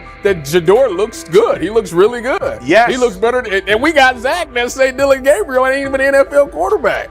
It's true. So how is it that this man can't get a rep with the ones, but that non-NFL 100%. quarterback can? We all what agree with sense does that, that yes. make? Some observers now claim that recognizing Shedeur Sanders' strong performance undermines football's traditional standards, even though they previously argued he received coverage only because of his father. Faced with Sanders' current statistics, those critics are searching for explanations that fit their earlier narrative. The data have always been clear. Their earlier objections ignored that fact. Shannon Sharpe is openly highlighting this reversal, comparing past negative remarks with Sanders' recent 400-yard games to demonstrate the gap between criticism and evidence. Sharpe did not force these commentators to backtrack. He simply displayed their earlier claims alongside Sanders' results, allowing the contrast to speak for itself. He lied to us all when he said that this was going to be an open competition, a four-man open competition when it comes to the QB situation up there in Cleveland, in which, from the looks of it, all we've seen it be was a three-man race. The only people that has been getting reps in with the first team or with the veterans are Joe Flacco, Kenny Pickett, and Dillon Gabriel. We've never seen my boy Shedeur Sanders get a chance to get in. Even with him doing the things that he has been doing up there, he has yet to get in with the... Shedeur Sanders was caught off guard by Coach Kevin Stefanski's recent remarks, which have sparked talk of bringing in another starting quarterback. Commentators are debating whether Stefanski's comments reflect eroding confidence in Sanders or a brief lapse in judgment, but the rookie now faces intensified scrutiny over his role. The Browns, we got an analyst that says that Shedeur Sanders should have some kind of a ban, banishment of some kind. Come again? Say what? For what? And we've got, this would be more troubling. If I'm a Browns fan, and this is where we're going to start, potential dissension in the ranks of the front office and the coach. And over what? Quarterback. When a program's headline quarterback suddenly becomes the subject of sideline murmurs and quiet searches for replacements, the situation is unmistakable. It's a breach of trust. Shedeur Sanders, the passer who put Colorado back in national conversations with his production and profile, has just received a clear message that his job security is in question. Coach Kevin, the assistant previously considered to be in Sanders' corner, made remarks that ignited speculation about changing quarterbacks. Fans, analysts, and even Deion Sanders are now reassessing the team's unity and its true plan for the position. The comment was no accident. It was a deliberate signal that the staff may soon elevate a backup. For perspective, Shedeur Sanders did not step into ideal conditions last season. He was sacked so often that Colorado could have dedicated a locker to every opposing edge rusher who reached him. Could I possibly go to bat for Kevin Stefanski as a great head coach? No, I couldn't. Could you go at bat against him, saying he's a horrible head coach? No, I can't. I think that's why we fall in the middle. I think that's why in a lot of these discussions, and that's why a lot of the rankings, you see him right now in that 15 to 20 range, somewhere in that middle pack of NFL head coaches. I've said earlier, Kevin Stefanski has already been given more head coaches than any coach I've ever seen in Cleveland. Starting with the decision to move on from Baker and him clearly still having another level to get to in Tampa. Last season, Shedeur Sanders often had to operate behind an offensive line that provided minimal protection, yet he still delivered precise throws and critical drives. At times, he seemed to be carrying a struggling roster almost on his own. Despite the constant pressure, he never complained, never threatened to transfer, and never acted entitled. He remained with Colorado because he trusted the program, trusted his father, and believed in the team's larger mission. That loyalty is why Coach Kevin Stefanski's recent statement that the quarterback competition is wide open struck so sharply. The remark implies that Sanders' starting role is insecure, as though the player who absorbed countless hits while holding the offense together is simply another name competing with walk-ons and first-year athletes who are still learning the cadence. This goes beyond ordinary coach language about fostering competition. It introduces genuine uncertainty about the staff's confidence in Sanders and invites speculation that Colorado is actively assessing outside options through the transfer portal. By characterizing the position as vacant, Stefanski has planted seeds of doubt that could quickly evolve into rumors and undermine the stability of the locker room. I'm sorry, but when it comes to quarterback, I'm going to defer to my head coach, generally speaking, especially one with Stefanski's track record and how he's viewed across the league. So this is interesting because it tells you Kevin Stefanski's not a Shedeur Sanders guy. And it also tells us who made these picks. Exactly. The Cleveland Browns made a rather awkward decision in the NFL draft, opting to take quarterback Dillon Gabriel in the 3rd round, well before he was expected to fly off the board. Then 2 rounds later, the Browns took fellow quarterback Shedeur Sanders. So what exactly is going on? Discussion has begun about whether Colorado is actively evaluating another quarterback and preparing for life after Shedeur Sanders. Analysts are debating whether Coach Kevin's move is calculated strategy or a misstep that jeopardizes team stability. Sanders remains a top NFL prospect, Deion Sanders' son, and the program's public face. His highlights dominate social media and his jerseys outsell the team's victories. Yet he is once again being asked to reaffirm his position. The issue is more than routine roster management. It intersects with the family dynamics that shape the program. By portraying the quarterback job as open, Coach Kevin signals to both Shedeur and Deion that the staff is willing to move on despite Sanders' stature. For Shedeur, sitting through film sessions while hearing talk of potential replacements adds an unwelcome layer of uncertainty to an otherwise proven resume.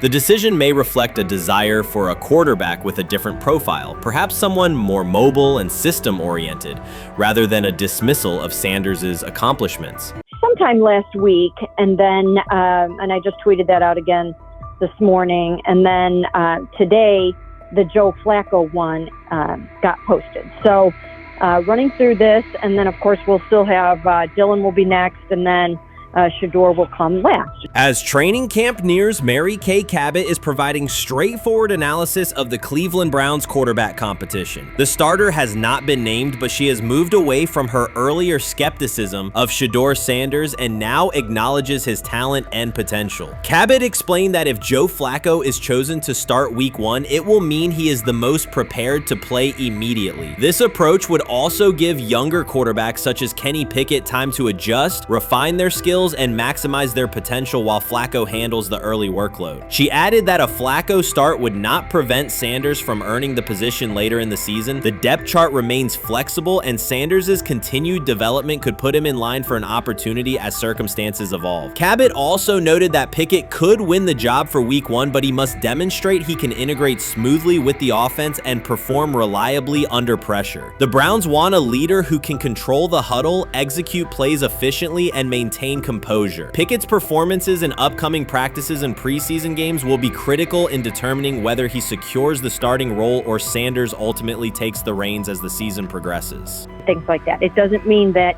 that Kenny can't swoop in there and steal that job by them, but he's really going to have to show that he has a complete mastery of this scheme and this system, and that they don't have to dial it back a lot to put him in there. So these will be some considerations, and I do think that that as the preseason goes along, it will become evident.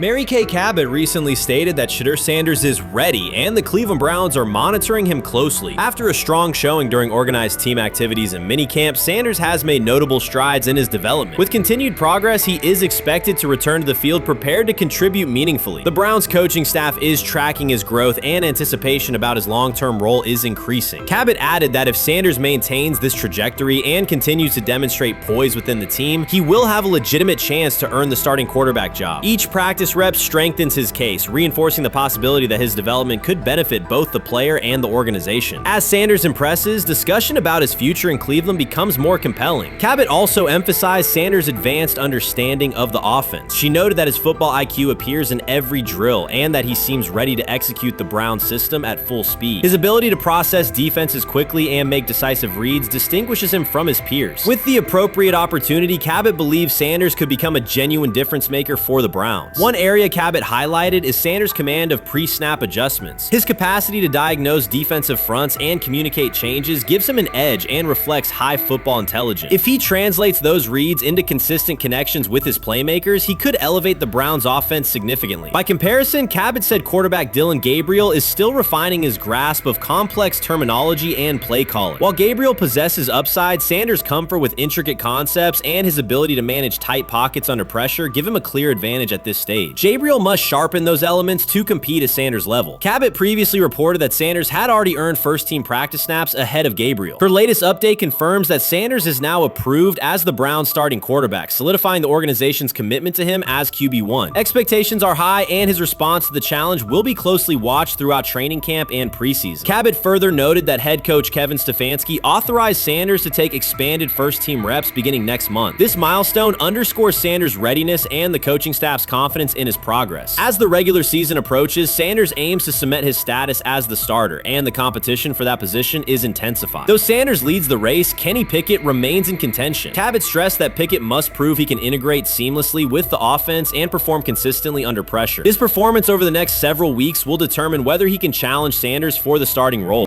With both quarterbacks vying for the top spot, the Browns' Week 1 starter will be one of the most scrutinized decisions of the upcoming season. For now, Cabot's reporting underscores Sanders' rapid ascent, strong football intellect, and growing command of the offense, qualities that position him well to lead Cleveland's offense when the opportunity arrives. The rumors have ended. The decision is public. Cleveland Browns owner Jimmy Haslam has informed every level of the organization that unless an unforeseen injury intervenes, Shedeur Sanders will start at quarterback in Week 1. The announcement is not an informal suggestion or a quiet push in the background. It is a direct order. Multiple independent reports, amplified most visibly by Colin Cowherd, confirm that Haslam delivered the directive himself. From the owner's viewpoint, the logic is simple. No one else on the roster offers the same combination of talent, leadership, and long-term upside. Joe Flacco is approaching the twilight of his career. Kenny Pickett has shown flashes but remains inconsistent. Dillon Gabriel, taken in the 3rd round, is a developmental project. By contrast, Haslam believes Sanders can alter the franchise's trajectory immediately, and he refuses to allow internal hesitation to stall that possibility. The standoff traces back to April. General manager Andrew Berry and head coach Kevin Stefanski entered the draft wanting a low-profile prospect who would fit quietly into the existing depth chart. They prioritized scheme familiarity, modest public attention,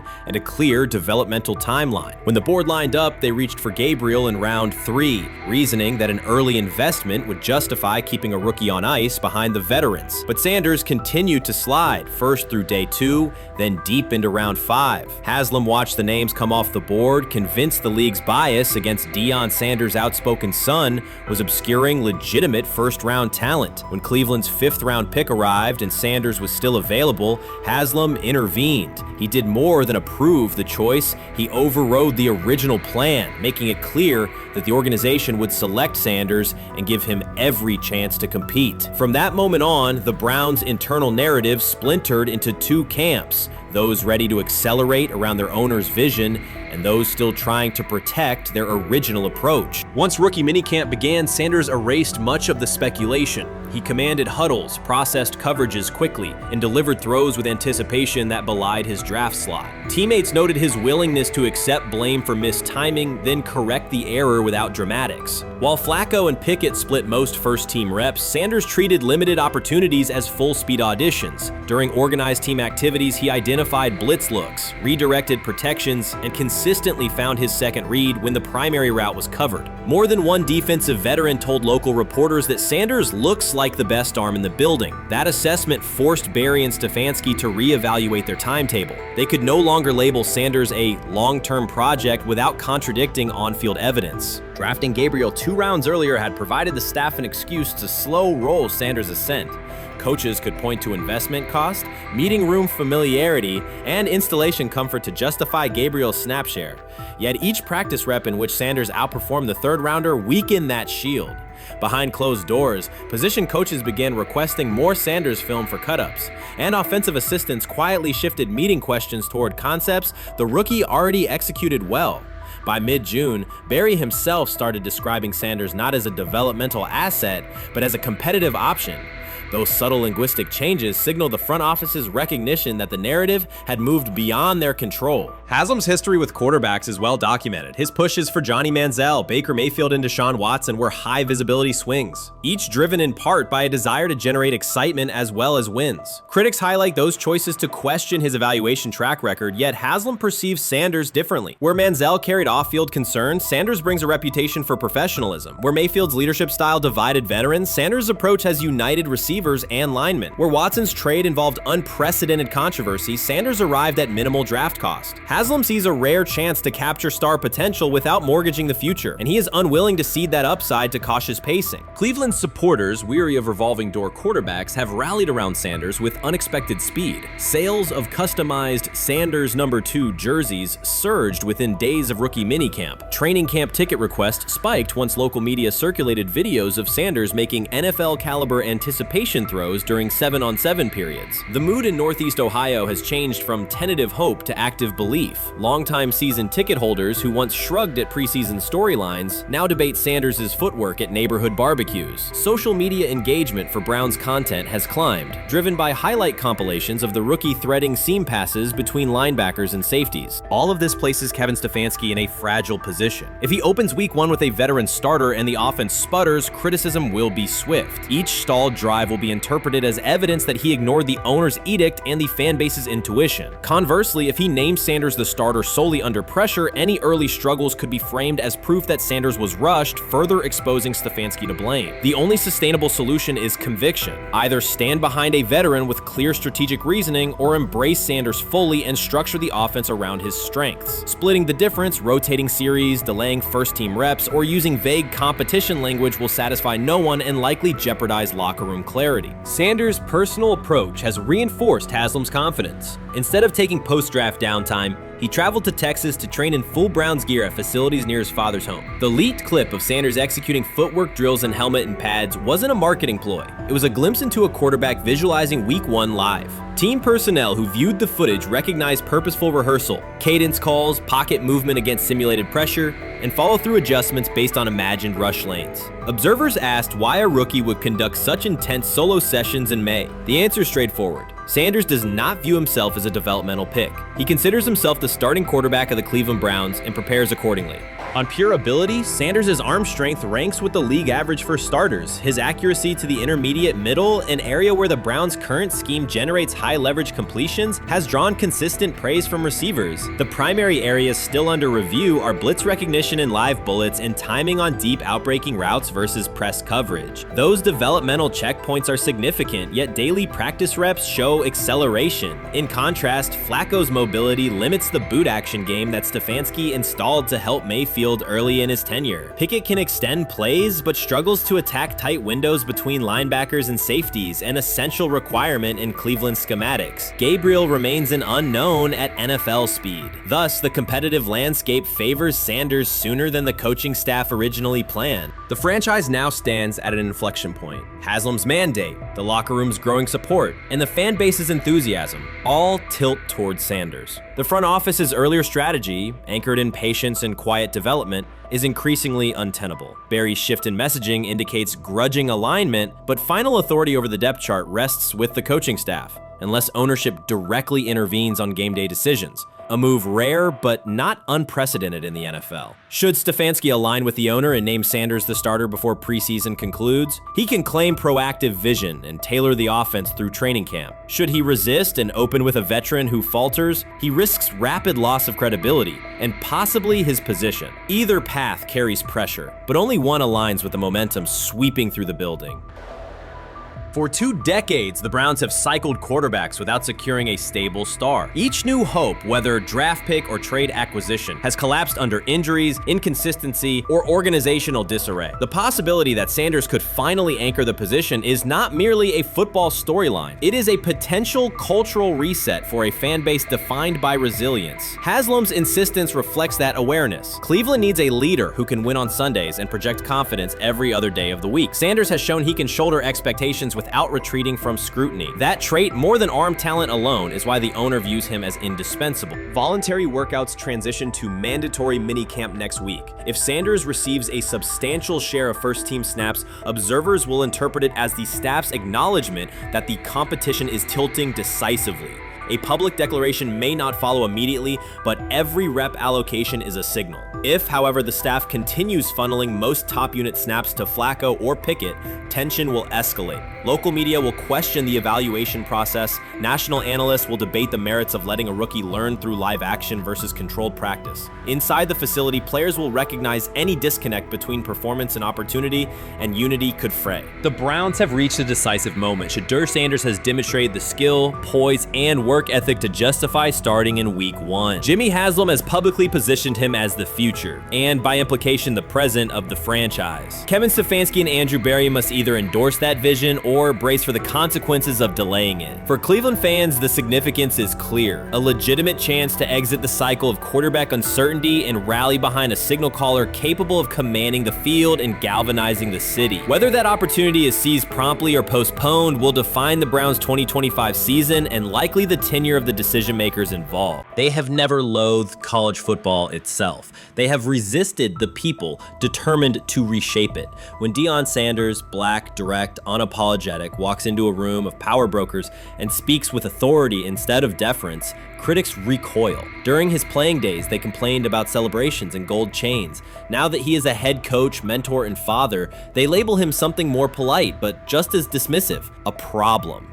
At Big 12 Media Days, Sanders addressed the accelerating chaos of the name, image, likeness market. He said college football needs a salary cap, not to hobble players, but to impose order on a system that showers unproven freshmen with seven-figure promises while the rest of a roster hunts for scraps. He called the situation unsustainable. Within hours, ESPN commentator Paul Feinbaum branded him a hypocrite, arguing that Sanders profited from NIL at Jackson State and now wants rules only because his most marketable athletes have moved on. The accusation spread quickly because it fit a comfortable storyline. Outspoken black coach gains from change, then protests when the advantage disappears. That framing ignores context. Sanders never criticized players earning money. At Jackson State, he urged corporate sponsors to partner with athletes who had been invisible to major brands for decades. What he wants now is stability, standardized guidelines, basic financial literacy, and roster balance that prevents locker rooms from fracturing over uneven payouts. When other coaches, Nick Saban, Dabo Swinney, Lane Kiffin, voiced similar concerns, they were praised for foresight. When Sanders spoke, the tone shifted to suspicion. The difference is not the message,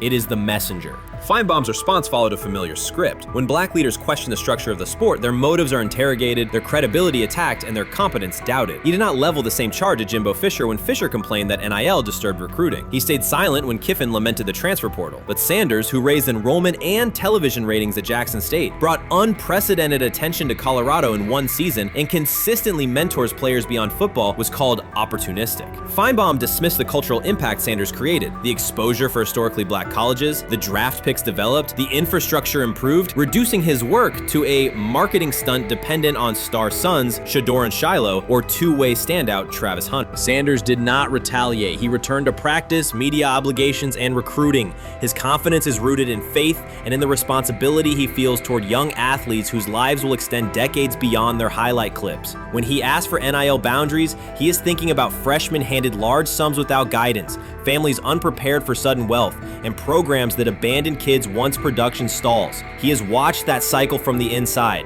He wants protections, not restrictions. Critics predicted Colorado would fade once Shedeur and Hunter leave. Instead, Sanders signed blue-chip quarterback G.J. Lewis and a wave of transfers eager to join a program that values personal growth as much as on-field wins. Recruits see a coach who challenges the status quo, who places black culture at the program's center without apology, and who will remain visible when social media buzz cools. They recognize that Sanders does not chase attention. Attention follows his results. Media outlets reduced the upcoming Buffalo season to a win total prop. 6 victories, give or take. Sanders is playing a longer game. He wants to show young athletes, especially black athletes, that they can lead authentically, speak with conviction, and refuse to shrink for access. Success measured only by the scoreboard misses the point. If Sanders builds men who graduate with financial literacy, self-confidence, and community awareness, he will consider the mission successful, even if Colorado finishes with 5 wins instead of 10. None of that registers with commentators invested in an older hierarchy. For them, leadership should remain predictable, reserved posture, muted tone, minimal cultural expression. Sanders contradicts that image. The possibility that his methods could spread to other coaches, to other programs, threatens a model that has kept decision-making and revenue streams concentrated for generations. So the debate is not about hypocrisy or payroll ceilings. It is about control of the narrative and who is deemed qualified to write it.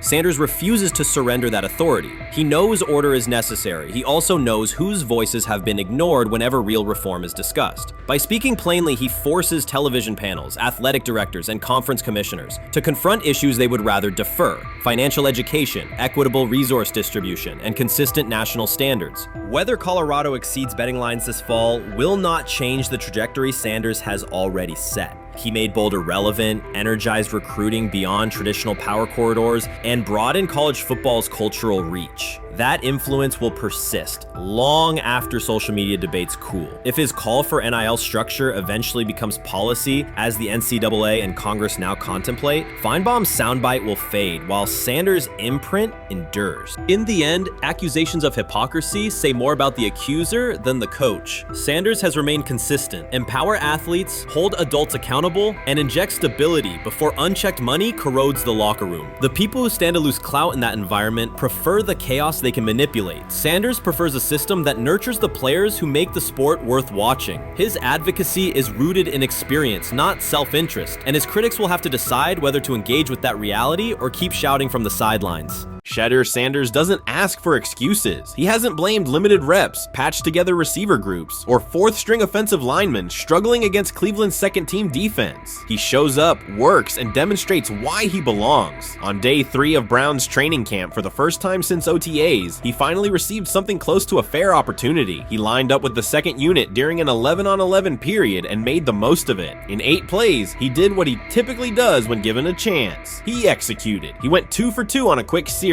finishing with a decisive throw to tight end Blake Whiteheart that immediately caught the sideline's attention. There was no hesitation in his drop, no unsettled feet, and no panic. Just firm, accurate timing and clean operation. It raised an obvious question: what has taken so long for the Browns to evaluate him with a functional group? The story isn't only about one throw, it's about the delay before it. Sanders has been the guy for most of his football life, commanding high school programs, starring in the Southwestern Athletic Conference at Jackson State, then operating under national attention at Colorado. For the first time, he's been told to wait. He has treated that reality as part of the job rather than a setback. He has prepared like a professional since the moment he arrived, and on the 3rd day of camp in heavy heat, he let the football represent his case. While coverage focused on the veteran presence of Kenny Pickett and Joe Flacco, Sanders made an impression with minimal volume. The difference with the second team was immediate. Protection held up, routes were on schedule, and progressions unfolded as designed. Within that structure, he looked like the quarterback who led efficient offenses at Jackson State and Colorado. Calm in the pocket, decisive in his reads, and accurate to tight windows. This was not simply a good practice period, it was a clear statement. He was not just operating the script, he was directing it. The timing was sharp, the reads were clean, and the seam throw to Whiteheart was a high-level anticipation throw, professional in placement and pace. The narrative around Sanders should reflect that when he is placed in a workable situation, his strengths are visible. Early work with 4th unit personnel included protection issues and unreliable spacing. With the 2nd unit, those variables stabilized and his work looked consistent with his resume. The performance supported a straightforward conclusion: the evaluation should move forward with higher quality reps. Sanders has been explicit about his approach. He does not request special treatment. He intends to be prepared so that when an opportunity appears, he can step in without a drop-off. He has said he wants to be ready for anything and not offer explanations after the fact. That mindset fits what teammates and coaches have observed. A quarterback focused on the assignment, not the conversation around it.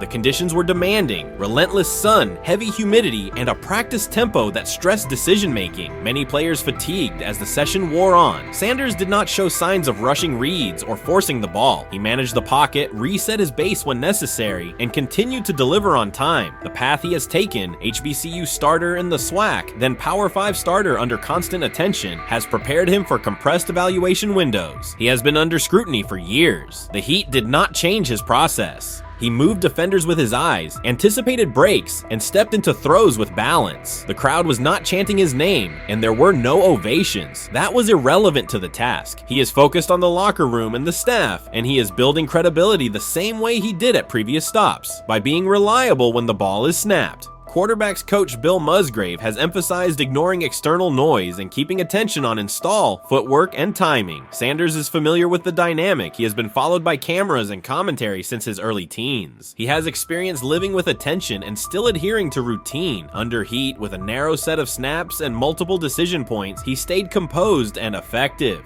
2 speeding citations, 91 miles per hour in Brunswick and 101 miles per hour in Strongsville, became national items. General Manager Andrew Berry characterized the decisions as not smart and stressed that it's not only about driving fast, but about the safety of others. Sanders accepted responsibility, stated that he learned from the incidents, and said he would follow the rules. The attention to those citations did not alter his daily schedule or his practice preparation. He arrived early, stayed engaged, and kept the discussion centered on work.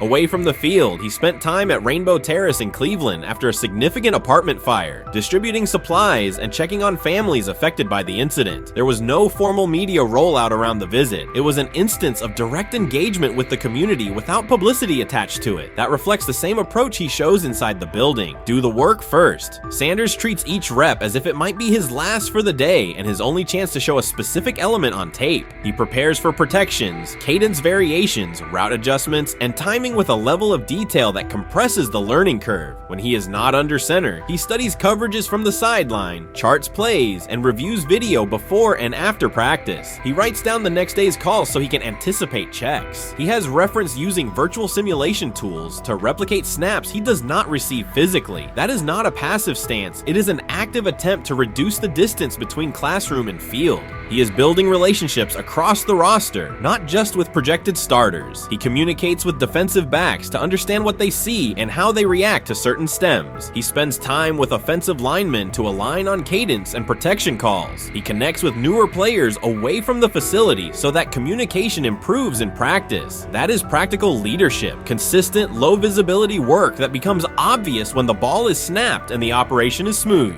3 days into camp, a central question remains. Why hasn't he taken a first-team rep? Flacco has seen work. Pickett has seen work. Dillon Gabriel has been cycled in. Sanders has remained behind all 3 on the depth chart while producing efficient periods when provided stable support. Head coach Kevin Stefanski has not publicly detailed the plan for distributing first-team snaps among the quarterbacks. When asked, Sanders answered that it is not his place to comment on rotation decisions. That response aligns with his day-to-day conduct, respectful, professional, and centered on the next assignment. The staff is managing a room with a Super Bowl MVP, a former first-round pick, multiple rookies, and a new set of combinations on the offensive line. That creates a set of decisions about exposure, pacing, and evaluation windows. Within that context, Sanders has presented a clear case for additional evaluation. He has shown he can execute the offense as designed when the variables are standard. Musgrave has a long-standing connection with the Sanders family through his time as a teammate of Deion Sanders in San Francisco. That familiarity supports direct communication. It does not guarantee anything about the depth chart, but it does help streamline teaching, feedback, and expectation setting. Inside the defensive back room, veterans such as Denzel Ward have provided perspective on timing, leverage, and eye discipline that Sanders has incorporated into his preparation.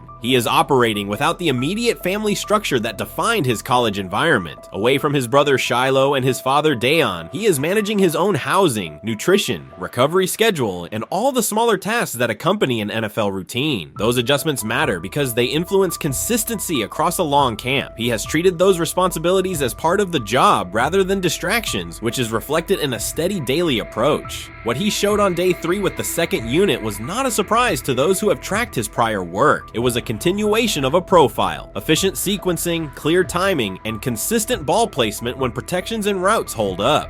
The 8-play period was short, but it was enough to reinforce the point. He doesn't need a large sample to demonstrate baseline operation. He needs a fair sample to test ceiling and adaptability. There is also the matter of perception. Public attention concentrated on the speeding tickets and the general manager's response. Less attention fell on the preparation, the efficient period with the second team, or the community engagement at Rainbow Terrace. That imbalance is common in training camp narratives. Sanders has handled it by keeping his answers simple and his focus on football. He has not tried to redirect the conversation. He has done his work and waited for additional reps. The objective next step is straightforward: expand the evaluation with higher unit personnel and against standard opponents. That does not require a complete reshuffling of the depth chart. It requires allocating a defined sequence of first-team snaps so that timing with starting receivers and protections with starting linemen can be measured on tape. The staff can then compare operation speed, accuracy under pressure, red zone decision-making, and 2-minute mechanics against the other quarterbacks. That is the most direct way to clarify the competition. None of this dismisses the experience or track records of the veterans in the room. It emphasizes that the purpose of camp is to test assumptions with current performance. Sanders has provided enough evidence with the second unit to justify a broader look. He has shown that the pace of his feet matches the pace of his eyes, that he can hold safeties with his shoulders, and that he can drive intermediate throws without float. He has also shown discipline to take the clean completion rather than force the vertical shot when leverage dictates otherwise. Every day, he has addressed the controllable items: meetings, note-taking, install recall, cadence management, and post-practice review. He has not asked for public guarantees. He has asked for an opportunity to compete on comparable terms. The 8-play sequence with the second unit was a small but clear example of what he can do when those terms exist. The staff's communications have been measured. Stefanski has not laid out a schedule for first-team rotations publicly. Barry addressed the speeding incidents directly and emphasized standards for decision-making off the field. Sanders accepted the criticism, adjusted his behavior, and moved forward. Those are the relevant facts. What remains is a football evaluation that can only be completed by giving him snaps with the top group and measuring the results. If that evaluation occurs and he performs at the level he showed with the second unit, the conversation will shift from potential to placement. If it does not occur, the question will persist through camp. Why not test the full picture? Sanders has built a case based on preparation, poise, and execution. He has demonstrated leadership by building relationships across the roster. He has shown maturity in handling external issues directly and moving on. He has given the staff reasons, on the field and in the building, to continue the process.